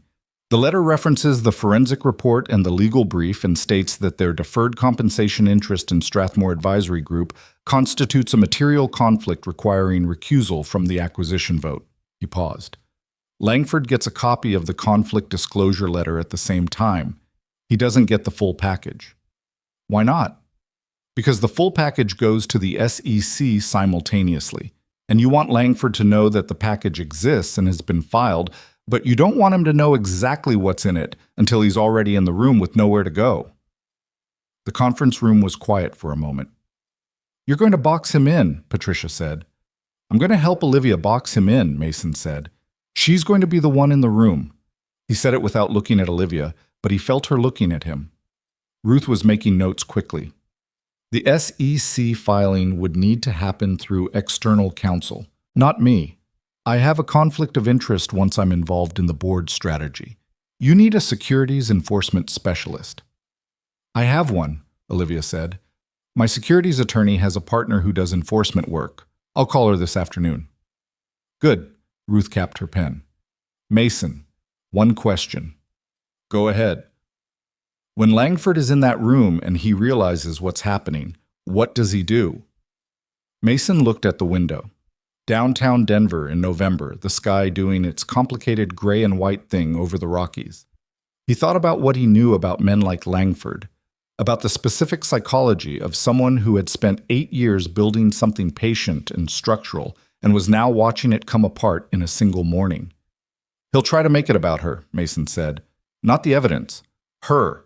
He'll argue she's acted improperly, that she's conducted an outside investigation that violated company policy, that she's breached confidentiality obligations by involving external parties. He paused. He'll try to make the board question her judgment rather than the evidence. How does she handle that? She doesn't defend herself. She lets the documents do it. He finally looked at Olivia. Every time he says something about you, you say, "Here's the document." Every time he questions your motives, you say, "Here's the document." You don't argue with him about intent or character. You put the evidence on the table and you let it sit there. Because he can argue with you, but he can't argue with a Delaware registered agent filing. Olivia looked at him for a long moment. You've been in a room like this before. I've been in rooms adjacent to it. What happened? He held her gaze. Different outcome. Different people. A pause. I wasn't on the right side of the table. The room absorbed that. Ruth looked at her notes. Patricia looked at her documents. Olivia didn't look away. Thank you, she said, quietly, just to him, for being here. He nodded and looked back at the window and didn't say anything because there wasn't anything that needed saying. They broke at 3:30. Ruth and Patricia stayed to finalize their respective documents. Olivia walked Mason to the elevator, and they stood in the hallway outside Ruth's office in the particular quiet of a space between things. November 14th, Olivia said. That's 5 days. I know. After it's done, she stopped. You said you'd tell me who you used to be, the real version. I said, let's get through it first. We're almost through it. Almost isn't through. She looked at him. She'd gotten better at reading his silences, or thought she had at least. She'd gotten better at knowing the ones that were closed and the ones that were just waiting. This one, she thought, was waiting. Will you come, she said, to Denver for the meeting? You don't need me in the meeting. I know I don't need you. I'm asking if you'll come. She said it straight, without apology for asking. He'd come to appreciate that about her. The directness that had read as corporate in the first week and read as something entirely different now. I'd like you to be there. He looked at the elevator doors. I'll see about Mrs. Kellerman again. That's not a no. No, he said. It's not. He drove back to Cedar Hollow in the dark. The mountains invisible on either side, but present the way they always were. A weight and a scale that made the valley feel held rather than small. He thought about November 14th. He thought about the room. He thought about what it would mean to watch Olivia Hayes walk into it with everything they'd built and put it on the table in front of the people who'd been trying to take her apart. He thought about Claire, briefly, the way he sometimes did at night in the car. Not the whole of her, just a moment. He kept a few of them specifically, like objects on a shelf. This one was from 2 weeks before she died.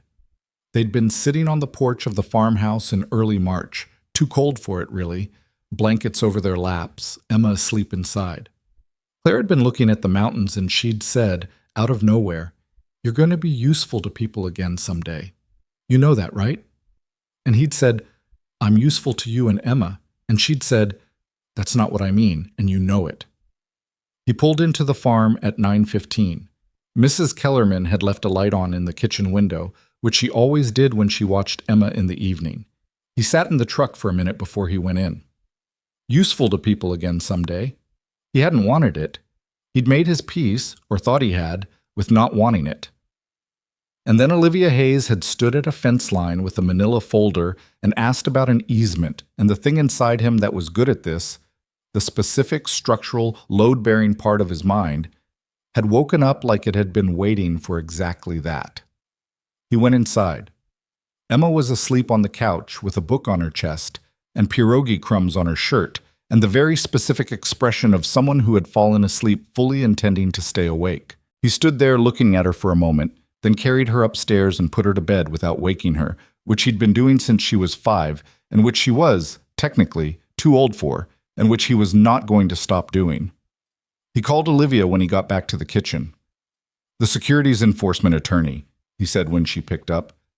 "Has she been briefed on the personal liability angle?" "I called her at 4:30. Ruth is sending her the brief tonight." "Good. And Edmund Park, so your father confirmed he's committed?" "My father called me an hour ago. Edmund Park is in. He's not happy about how this played out, but he's in." A pause. "My father described the conversation as one of the more bracing experiences of his recent life." "Your father's direct." "Diplomatically put," she paused. "He asked about you again." "What did you tell him?" "That you were someone who saw what was happening and decided it mattered enough to do something about it." She paused. "He said that's a rare quality." Mason didn't say anything. He looked at the kitchen, at the paper turkey Emma had made in October, still on the refrigerator, at the whiteboard with multiplication tables and grocery lists, at the worn counter and the cast iron hooks and the box file on the shelf that held the paperwork for a life he'd built with both hands because he'd needed somewhere to put himself. "Mason," Olivia said. "Yeah. The thing you said today, in the conference room, that you weren't on the right side of the table," she paused. "At Hartwell, the 2014 deal." He waited. "You walked away," she said. "You quit the same week you refused to close the deal. That's the right side of the table." "I should have done more than quit." "What else could you have done?"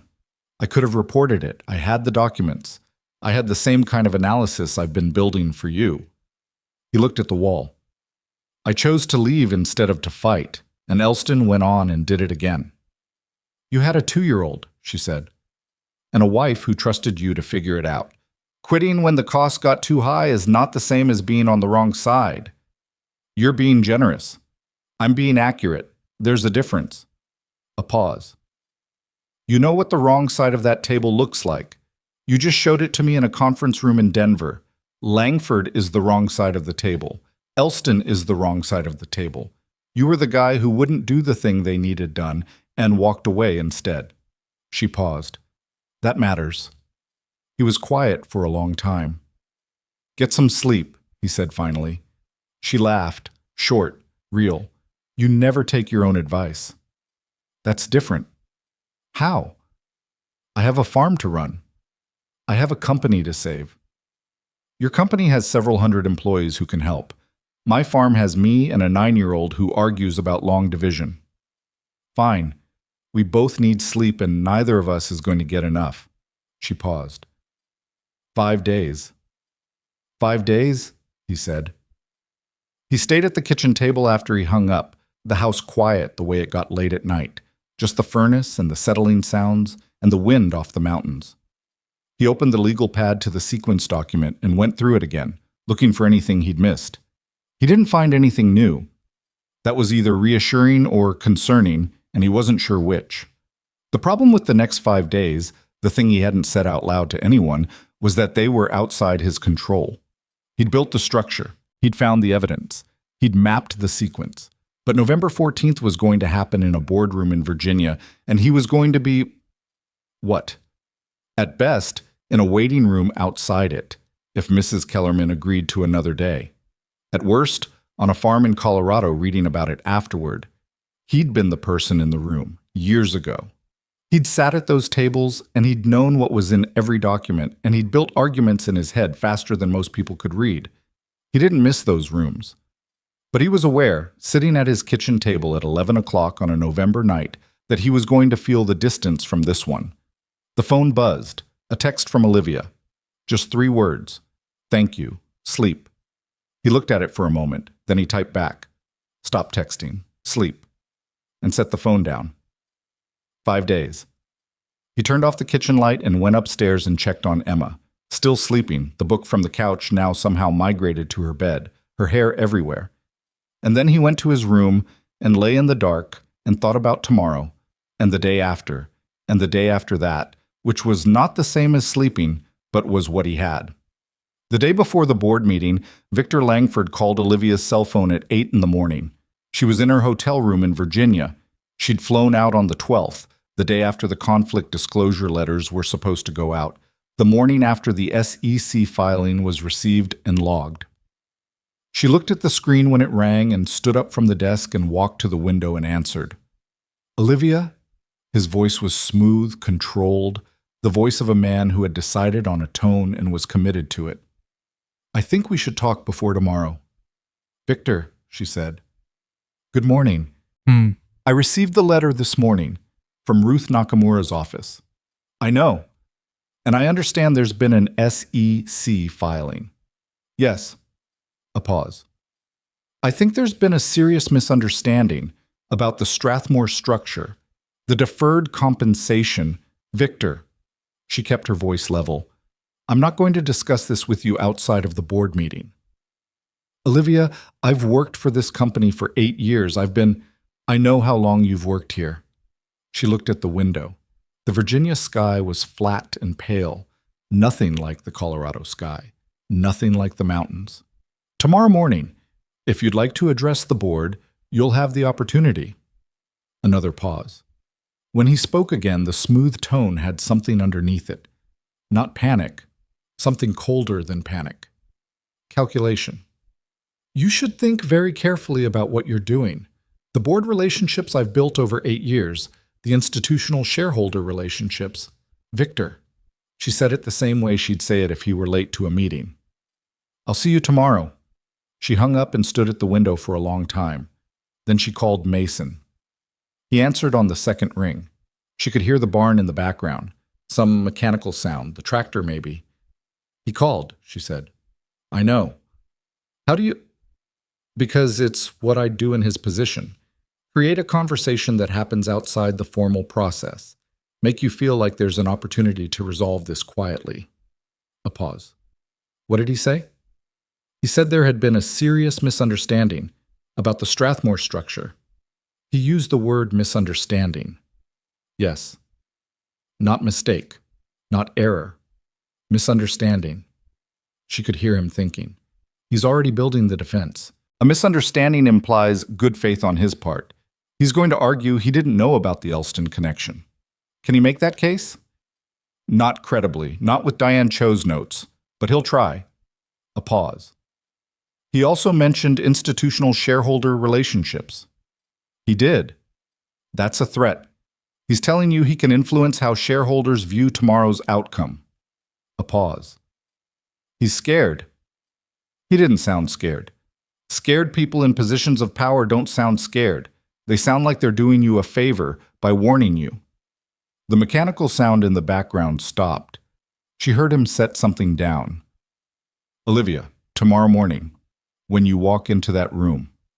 However he looks, whatever face he's wearing, he's scared. He has been since the moment the conflict letters went out. Don't let him make you forget that." She pressed her palm against the cold glass. "Are you coming?" she said. A pause. "I'm coming. Flight gets me there by 9. Meeting starts at 10. She exhaled. She hadn't known, until this moment, how much that mattered. She told herself she didn't need him in the room. She told herself she had everything she needed. Ruth, Patricia's report, her father's vote, Edmund Park's vote, Margaret Tan's vote. She had the majority. She had the evidence. She had the sequence. She still needed him to be there. She wasn't entirely sure what that said about her, but she'd stopped apologizing to herself for things that were real. "Thank you," she said. "I'm not doing anything. I'm sitting in a waiting room." "Mason?" "Yeah." "You've been doing everything." She said it simply, without performance. "I know that." He didn't say anything for a second. When he did, his voice had that quality she'd come to recognize, the slight roughness of something true pushing through the flatness. "Get ready for tomorrow," he said. "You know everything you need to know." "Do I?" "Every question he's going to ask, you can answer with a document. Every claim he makes, you can refute with a document. You know this better than he does now." A pause. "That's the thing about building a case for 6 weeks. By the time you walk into the room, you've lived inside it long enough that it's yours. It's not his story anymore.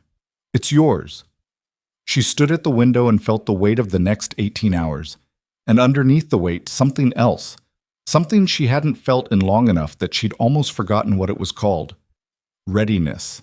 The specific kind that came not from certainty, but from preparation, from having done the work, from having someone beside you who also did the work and didn't need you to pretend it was simple. "Get some sleep," she said. "You too," he said. "I'll try." "That's all you can do." She stood at the window for a while after she hung up. The pale Virginia sky. The morning of the 14th, 12 hours away. Everything they'd built, sitting in 3 separate locations, waiting to be put on a table. She went back to the desk, opened Ruth's brief, read it one more time from the beginning. She already knew every word of it. She read it anyway. The flight from Denver landed at Dulles at 8:52. Mason had taken the first flight out of Grand Junction, which meant he'd been up at 4 driving in the dark on roads that were still and empty and cold in the way that only mountain roads are cold before sunrise. A specific, total kind of cold that has nothing casual about it. He'd left the key under the mat for Mrs. Kellerman. He'd left a note on the refrigerator that said pierogi acceptable, cookies in moderation, long division non-negotiable. He'd stood in Emma's doorway for a moment before he left, watching her sleep, and felt the weight of the morning the way you feel things at 4 a.m., without the buffer that daylight provides, without the ability to rationalize them into something manageable. He wasn't afraid of the board meeting. He was afraid of what he'd become inside of it, and whether that version of himself would fit back into the life he'd built when the day was over. The cab from Dulles took 40 minutes. He sat in the back and looked at Northern Virginia through the window. The particular suburban landscape of a place that existed primarily in relation to somewhere else, all strip malls and office parks and roads that were too wide for the traffic they carried. He'd lived in New York for 7 years before Cedar Hollow. He'd forgotten how much of the country looked like this, functional, context-free, the geography of transactions rather than lives. Olivia texted him at 9:20. Building lobby. 12th floor. Don't go to reception. I'll meet you at the elevator. He found her there at 9:40. She was in a dark suit, her hair back, and she looked like exactly what she was. A woman who had prepared for 6 weeks and slept 4 hours and was absolutely not going to let either of those things show in the next 90 minutes. She looked, if he was being honest, formidable, not in a performed way. In the way that people look formidable when they've done the actual work and they know it. She looked at him when the elevator opened. Something in her face did what it always did. That small release of something held too tight. "You're here," she said. "Said I would be." She nodded. "The board members are arriving. Pratt is already upstairs. He looks like a man who hasn't slept." She paused. "Langford isn't here yet." "He'll be exactly on time," Mason said. "People like him use punctuality as a performance. Early means anxious. Late means disrespectful. On time means controlled." She looked at him. "How are you?" The question surprised him, mildly. He hadn't expected her to ask it. She had enough to carry without asking him that. "Fine," he said. "You're allowed to say it's strange. Being here." He looked at the lobby, the marble floors, the security desk, the elevator bank with its brushed steel doors, the specific architecture of corporate consequence. "It's strange," he said. "Thank you for telling the truth." "You asked." She almost smiled. "Ruth and Patricia are already upstairs in a conference room on 11. The board meeting is on 12. You'll be on 11 with them." She paused. "I know that's not—" "It's right," he said. "My being in the room would raise questions that don't need to be raised right now." "I know, I just—" She stopped. "I wanted you to know you could have been in that room. You built everything that's going to happen in it." He looked at her steadily. "You built it. I read the footnotes." She held his gaze for a second. "You're the worst at accepting credit. You're the worst at delegating. We both have things to work on." This time she did smile, brief and real and a little tired. "Okay," she said. "Let's go up." They rode the elevator together in silence. At 11, she walked him to the conference room where Ruth and Patricia were set up. Documents organized, laptops open, a phone on speaker in the center of the table linked to the securities enforcement attorney in Denver. Patricia looked up when he came in and nodded. Ruth said his name as a greeting. He sat at the table and put his legal pad in front of him and looked at the phone and understood that this was his version of the room, not the one on 12, but the one that made 12 possible. Olivia stood in the doorway for a moment. "Okay," she said again. To herself, mostly. The word of someone checking something internal. Then she straightened.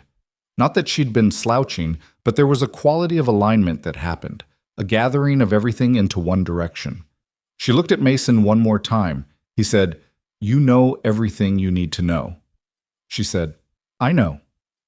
Then she turned and walked to the elevator, and the doors closed behind her, and it was 10:03 in the morning on November 14th.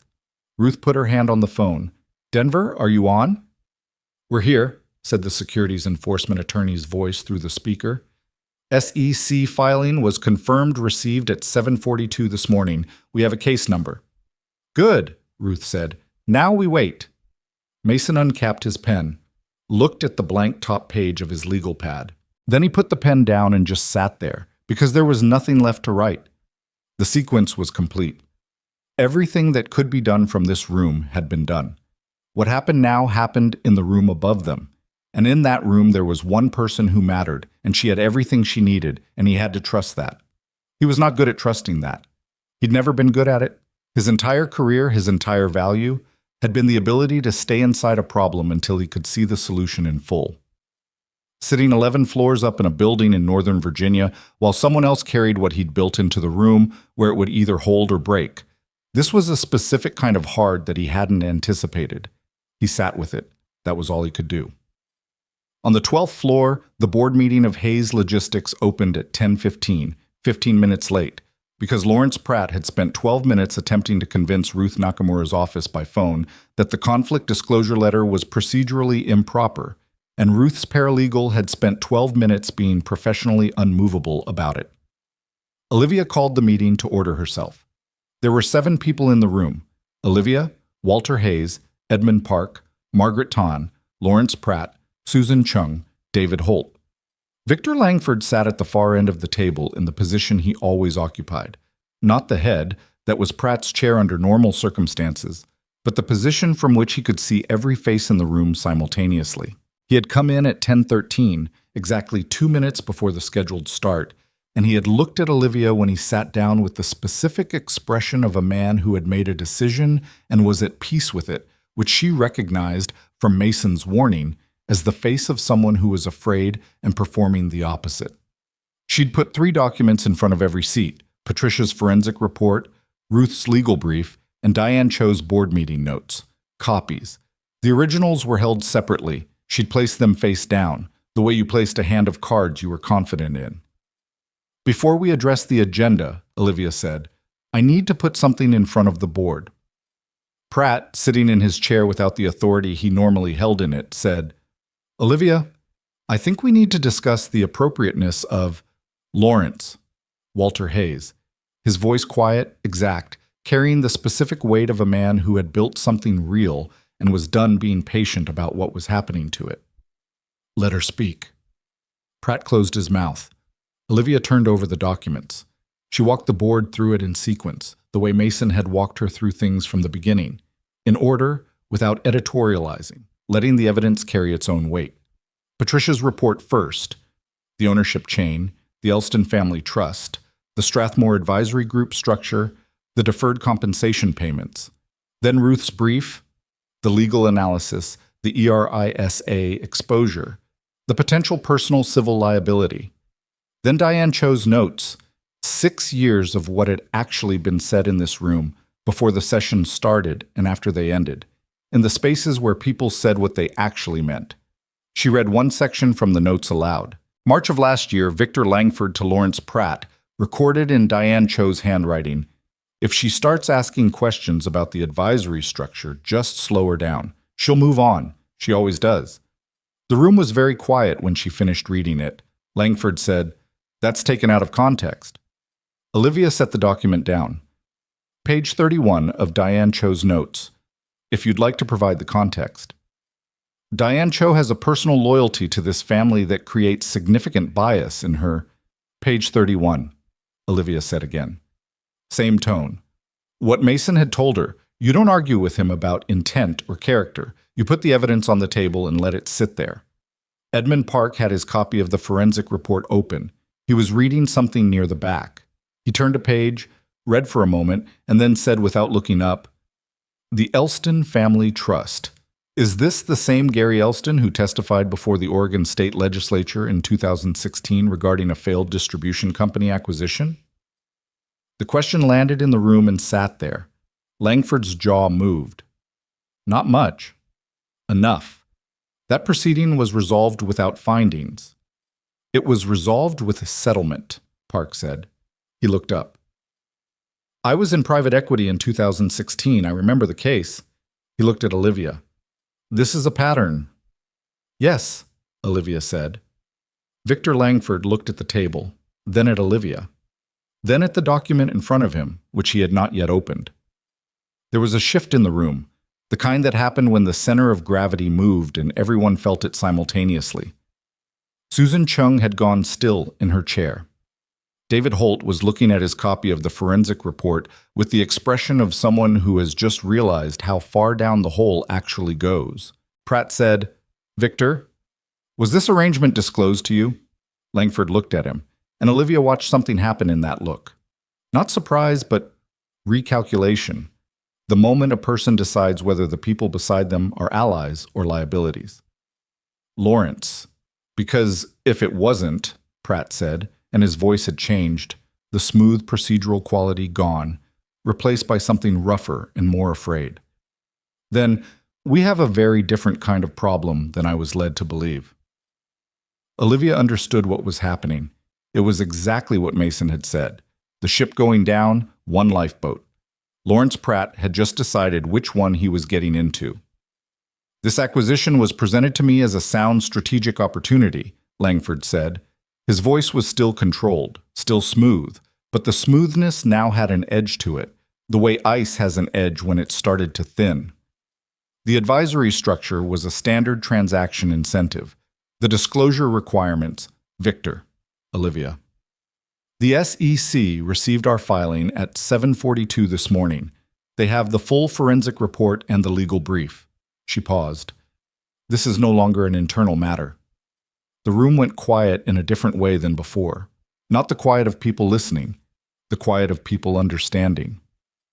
Langford looked at her for a long moment. She looked back. She thought about what Mason had said. He's scared. And she held on to it, not as a comfort, but as information, the way you hold on to any piece of data that tells you what you're actually dealing with. I would like to consult with legal counsel, Langford said. You're welcome to leave the room and do that, Olivia said. The board will continue without you. He looked at her one more time. She had the impression, watching him, of something unwinding, not collapsing. He was too controlled for that, but the specific unwinding of a structure that had been under tension for a long time and had finally met something it couldn't hold against. He picked up his copy of the forensic report. He stood. He walked to the door without looking at Pratt or Chung or Holt, which was its own kind of answer about how much those relationships were worth to him when the accounting came due. The door closed. Margaret Tan, who had not spoken yet, said, I'd like to formally move that the acquisition vote be tabled pending a full independent review. Seconded, said Edmund Park. Walter Hayes said, Aye. The vote was 5-0, with Pratt, Chung, and Holt abstaining. They didn't vote against it. Abstaining was the lifeboat. It wasn't a verdict. Olivia knew that. The SEC investigation would take months. The legal proceedings against Langford would be slow and expensive and uncertain in the way that legal proceedings always were. Gary Elston would hire attorneys, and his attorneys would argue, and the truth would have to be established in the exhausting, incremental, deeply unglamorous way that truth usually got established in rooms like these. There would be depositions and filings and requests for continuances and days that felt like nothing was moving, and days where everything moved at once. But the acquisition was dead. The board was intact. The company was still hers. She sat at the table after the others filed out, the documents in front of her, the room quiet now, and let herself feel it. Not triumph, not quite, but something more like relief and something more like exhaustion, and underneath both of those, the specific texture of having done a hard thing and not broken. She'd been afraid she would break. She hadn't told anyone that, not even Mason. But she'd known from the first week in Cedar Hollow that the fear wasn't of losing the company. It was of losing her grip on herself in the process of trying to save it, of becoming someone smaller and more frightened than she wanted to be. She hadn't. She didn't know yet what it had cost her, but she hadn't broken. Her father was the last to leave. He stopped beside her chair and put his hand on her shoulder briefly, just for a second, not a gesture that needed words attached to it. And then he was gone, and she was alone in the room. She picked up her phone and called the number she'd been thinking about for the past hour. Mason answered before the first ring had finished. "Well?" he said. "Langford left the room," she said. Margaret moved to table. 5-0, Pratt's group abstained. A silence on the line. She could hear him breathing. "It held," she said. "Yeah," he said. His voice had something in it she hadn't heard from him before. Not quite emotion, but the particular roughness of someone who has been holding something carefully for a long time and has just been told they can put it down. It held. She realized her hands were shaking slightly. She'd been holding them still for 3 hours. "Come upstairs," she said. "I'll meet you at the elevator." She found him there 2 minutes later. He was in his jacket, his legal pad under his arm, looking exactly like what he was. A farmer from Colorado who had spent 6 weeks reading documents on a kitchen table by lamplight and had built, from that, something that had just held up in a 12th floor boardroom in Virginia. She looked at him for a moment. Then she closed the distance between them and put her arms around him, and he stood very still for exactly 1 second, the second of someone who had been holding themselves at a specific distance from everything for a long time, and wasn't sure what to do with the absence of that distance. And then he put one arm around her and held on. They stayed like that for a while. Not long. Long enough. When she stepped back, she looked at his face. He was looking at the elevator doors. His jaw was set. Something in his eyes that wasn't quite wet, but was close to the territory. "Thank you, Shti," she said. "You did this," he said. "I want to be clear about that." "We did this," she said. "I want to be clear about that." He looked at her. He didn't argue. That was its own kind of progress. "My father is downstairs," she said. "He wants to meet you." Mason was quiet for a second. "You told him." He asked again after the meeting. She held his gaze. "I told him you were the farmer next door who turned out to be the sharpest person I'd ever asked for help." "That's not accurate." "It's entirely accurate." She paused. "He also wants to know why you know Gary Elston." "I don't know Gary Elston." "He knows. He wants to hear your version." She watched him. "Mason, he's a good man, and he knows you saved his company. The least you can do is let him say thank you." Mason looked at the elevator for a long moment. Then he pressed the button. "1 cup of coffee," he said. "I have a flight back at 4. "Of course," she said, and did not point out that she had not suggested anything longer than 1 cup of coffee, because she understood that sometimes people needed to be given the smallest possible version of a thing before they could agree to it. They went downstairs. Walter Hayes was waiting in the lobby, his coat on, his hands in his pockets. He was a tall man, Mason's height, roughly, with the posture of someone who had decided, at some point decades ago, that how you held yourself was a decision you made consciously. He looked at Mason when the elevator opened and assessed him with the same directness his daughter used, which explained a great deal. "Mason Reed," Walter said. "Walter," Mason said. They shook hands, the kind of handshake that was also a conversation, brief, direct, neither of them making it more than it needed to be. "I owe you," Walter said. "You don't," Mason said. "I read some documents and followed some footnotes. Your daughter did the rest." "She told me about the footnotes." Walter looked at him steadily. "She also told me about the 2014 Oregon deal, about Elston." Mason said nothing. "I was on the investment committee of a pension fund in 2014, Walter said. Tier 2 logistics and distribution exposure. We lost $4 million when an Oregon distribution company went into restructuring 2 years after a disputed acquisition." He paused. "That was Elston's deal." Mason looked at him. "I never found out who blew it up," Walter said. "The deal collapsed and Elston walked away, and the story never got properly told." He held Mason's gaze. I'm glad it was you. Mason was quiet for a long moment. It wasn't enough, he said. The families I was trying to protect, they still lost what they had. It just took longer. It bought them 2 years, Walter said, and it documented a pattern that my daughter used 45 days ago to stop the same man from doing it again. He paused. That's enough. Don't argue with me about whether it's enough. Mason looked at him, and something happened in his face. Not a collapse, not anything dramatic. Just the small, particular release of something that had been held under pressure for a long time. The specific quality of a man being told by someone who had reason to know that the thing he'd done mattered, that it had counted, that the cost had not been paid for nothing. He looked down at the floor for a second, breathed once, looked back up. 1 cup of coffee, he said. Then I need to get back. To your farm, Walter said. To my daughter. Walter nodded as if that were the most sensible thing anyone had said all day. They had coffee in a place around the corner. The kind of coffee shop that existed in every American city, warm and slightly too loud and not particularly distinguished, which was exactly right for the occasion. Olivia watched her father and Mason talk and felt something she hadn't expected. The specific satisfaction of 2 things that belong in the same room finally being in the same room.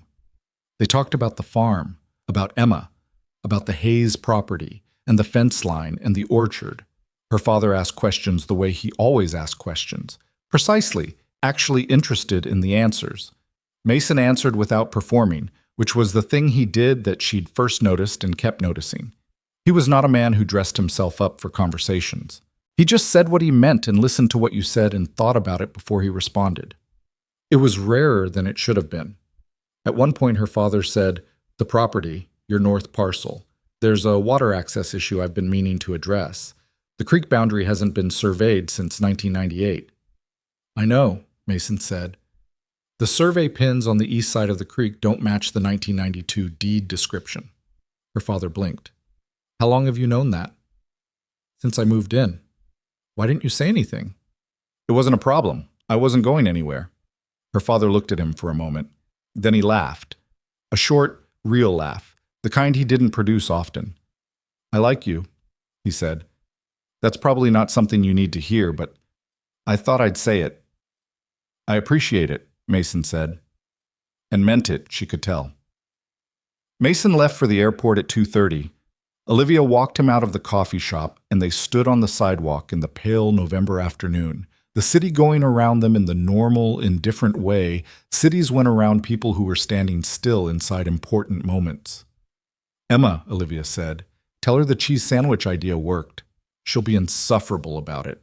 She deserves to be. She's 9, and she contributed meaningfully to a corporate governance crisis.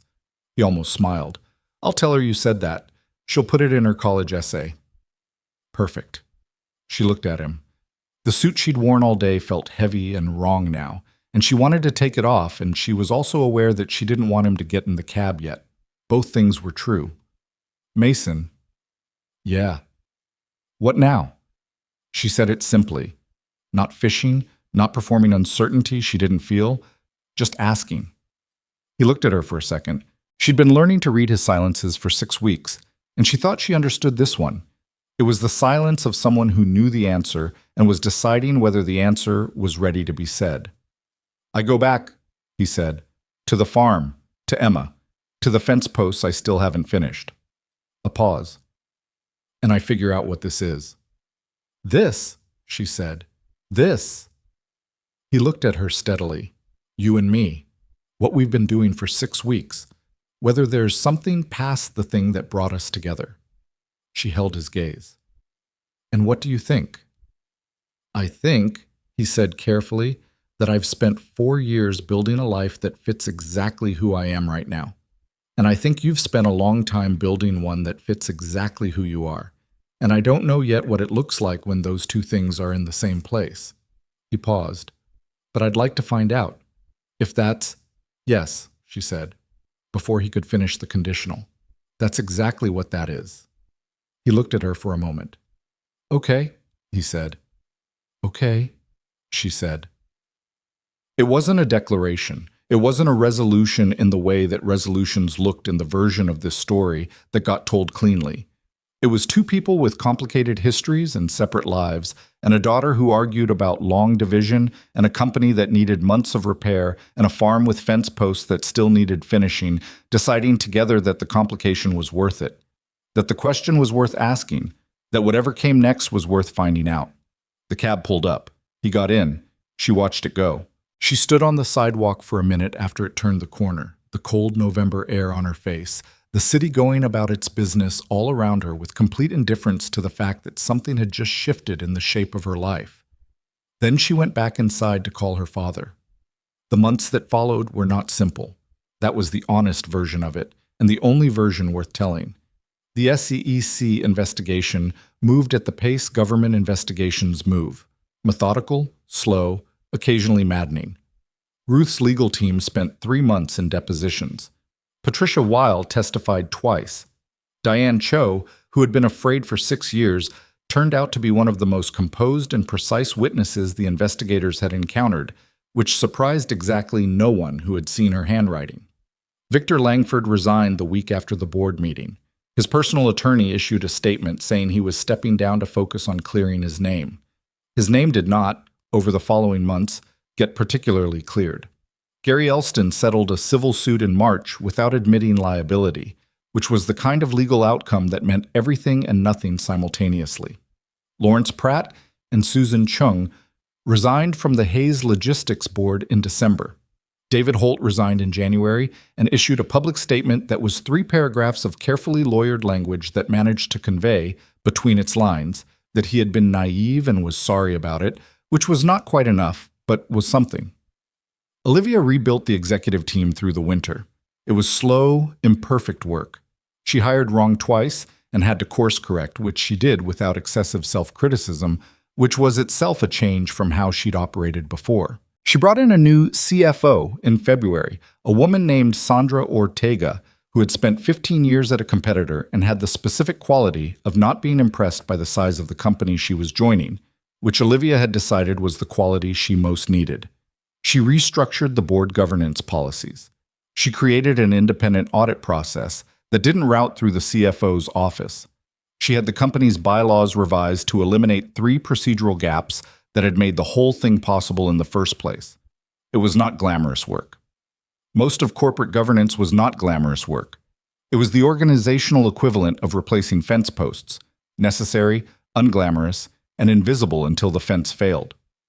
She flew to Cedar Hollow 4 times between November and April. The first time was in December, 2 weeks after the board meeting, ostensibly to discuss a legitimate easement matter with her father's caretaker, but actually because the hotel rooms were getting to her, and Cedar Hollow had become the place where her nervous system believed it was allowed to stop performing. She brought Emma a book about geology she'd found in a Denver airport. Emma was going through a geology phase, apparently, sparked by a science class unit on mountain formation, and Emma received it with the intensity of a person who had been waiting for exactly that specific gift without knowing it. Mountains are basically just very slow collisions, Emma told her at dinner, with the authority of someone who had been reading for 3 hours. That's a good way to put it, Olivia said. My dad says everything interesting takes a long time. Olivia looked at Mason across the table. He was looking at his soup. Does he? He says patience is just stubbornness with better marketing. He said that to a 9-year-old. I'm almost 10. You're 8 months from 10. That's almost.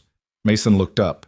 He had the expression of a man who was used to being discussed in his presence and had made his peace with it.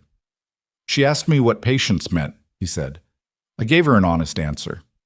It's a very good answer, Olivia said. Tell him that, Emma said. He never thinks his answers are that good. Emma, Mason said. I'm just saying.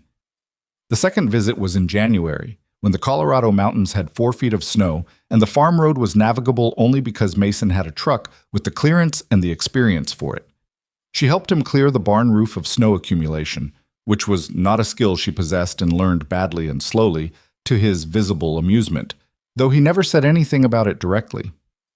Emma built a snow structure in the yard that she described as an architectural experiment, and that looked, to Olivia, exactly like what a 9-year-old built when given unlimited snow and no constraints.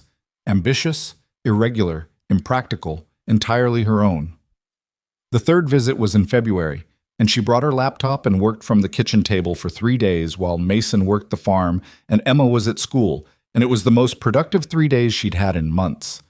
There was something about the kitchen, the worn counters, the cast iron hooks, the paper turkey that Emma had replaced with a paper Valentine in early February, and then replaced again with a hand-drawn geological cross-section of the Rocky Mountains for a school project, that arranged her thoughts in a different order than hotel rooms did, a quieter order. She didn't examine this too carefully. The fourth visit was in April, when the snow was mostly gone and the orchard was doing something tentative and hopeful with its first buds, and Mason was putting in new fence posts along the north boundary. Finally, 2 years after he'd been meaning to. She held posts while he drove them, which required standing still in the same spot for long stretches of time while he worked, and she was surprised to find she didn't mind it. She was usually bad at standing still. "I've been offered the board chair," she told him on the third post. "Permanent. Margaret Tan nominated me." He drove the post. "You're going to take it." "I haven't decided." He looked at her briefly. "You've decided." "I'm still deciding." "You've decided." She held the post. "Yes, fine. I've decided." She paused. "It means more time in Virginia." "I know." "And more She stopped. "I'm trying to figure out how to say this without making it sound like a problem I'm solving." He straightened, looked at her. "Say it however it comes out." "Cedar Hollow matters to me," she said. "The farm matters. Emma matters." She looked at him directly. "You matter. And I don't know how to. I'm good at structure and I'm bad at uncertainty, and this has a lot of uncertainty in it." He was quiet for a moment. "Every honest thing has uncertainty in it," he said. "The ones that don't are the ones that aren't real." "That's very philosophical for someone who drives fence posts." "I've had time to think." She looked at the orchard, the pale new buds on the apple trees, the mountains at the edge of everything, still carrying snow at the top. "Do you want me to keep coming back?" she said. "I need you to tell me honestly, not considerately, honestly." He looked at her for a long moment, the kind of look that wasn't performing anything, not warmth, not caution, not the specific restraint she'd noticed in him from the beginning and had gradually understood was not distance but care. The care of someone who had learned that the things he said out loud tended to become real, and who had spent 4 years being very deliberate about what he allowed to become real. "Yes," he said. "I want you to keep coming back." She breathed in, out. "Okay," she said. "Okay," he said. He went back to the fence post. She held it steady. They didn't talk about what it meant in detail, that day or for a while after. Some things had to be built the way fence posts were built, one at a time, tested for stability before the next one went in. They were two people who understood structure. They understood that the structure had to be right before you could put weight on it. It was late May when Emma figured it out. Or rather, Emma had known for some time with the specific, unapologetic clarity the children had about the shape of the world around them. And late May was when she decided to say so out loud. They were on the porch, the three of them. Mason in the old chair he'd inherited with the house, and never replaced because replacing it felt like a commitment to a different version of the porch than the one that had always existed. Olivia on the step, her shoes off, her laptop closed for the first time in 2 days. Emma on the railing. Not supposed to be on the railing, she knew this and was on it anyway with the confidence of a person who had assessed the risk and decided it was acceptable. "You're going to keep coming back," Emma said to Olivia. "Not a question." Olivia looked at her. "Is that okay with you?" Emma considered it with the full gravity she applied to most things. "I think so," she said. "You're useful." "Thank you," Olivia said. "And you laugh at Dad's jokes." "His jokes are actually funny." "I know, but other people don't always get that." Emma swung her legs from the railing. "He makes a face when things are funny, a small one. You always catch it." Mason was looking at the orchard. His jaw was set. The face he made when something caught him off guard, and he was trying not to show it. "I notice things," Olivia said. "I know," Emma said. "That's why you're useful." They sat on the porch as the evening came down off the mountains, and the light went gold, and then amber, and then the particular soft dark of a Colorado night, which was not like the dark anywhere else Olivia had lived. More complete, more total, but not threatening. Just the dark of a place that didn't need to perform for anyone. The orchard was a set of shapes against the sky. Dolores had settled into her evening grievances and then quieted. The fence posts along the north boundary stood straight in the last of the light, new wood bright against the old posts around them. Mason looked at Emma on the railing and decided not to fight the battle tonight. She'd come down when she was ready. He looked at the orchard, at the mountains above it, at the farm that was his and Emma's and that he'd built his whole self around for 4 years, and at the woman sitting on the step with her shoes off and her laptop closed, who had walked up to a fence line in October with a manila folder and turned out to be one of the most honest and complicated and genuinely capable people he'd ever known, and who was looking at his orchard the way people looked at places they were starting to think of as theirs. He thought about Claire. He let himself do that, which he didn't always. He thought about what she'd said on the porch in March, 2 weeks before the ice on Route 145. You're going to be useful to people again someday. He hadn't understood then that useful wasn't the whole of what she meant. That what she meant was, you're going to let people in again, eventually. You're going to find that it's still possible. You're going to be surprised by the shape it takes, because the shape it takes is never the shape you're expecting. He'd have argued with her about it. If she'd said all of that out loud, he always argued with her. She was usually right. Emma, he said, railing. I'm being careful. Off the railing. Emma got off the railing with the expression of someone performing compliance under protest. She sat on the step beside Olivia instead, close enough that their shoulders were almost touching, and looked out at the orchard with the same contemplative expression she got when she was about to say something worth listening to. The Fujis came back, she said. Mason looked. She was right. The late apple trees he'd worried about in October, after the early frost, had come through the winter and were leafed out now, and looked against all the reasonable expectations of that first cold morning like they were planning to produce a decent crop. They did, he said. You were worried about them. I was. But they were fine. Apparently. Emma looked at him, then at Olivia, then back at the orchard. I think sometimes things seem like they're not going to make it, she said, and then they do anyway. The porch was quiet for a moment. That's very wise, Olivia said. I know, Emma said, without arrogance, just acknowledgement.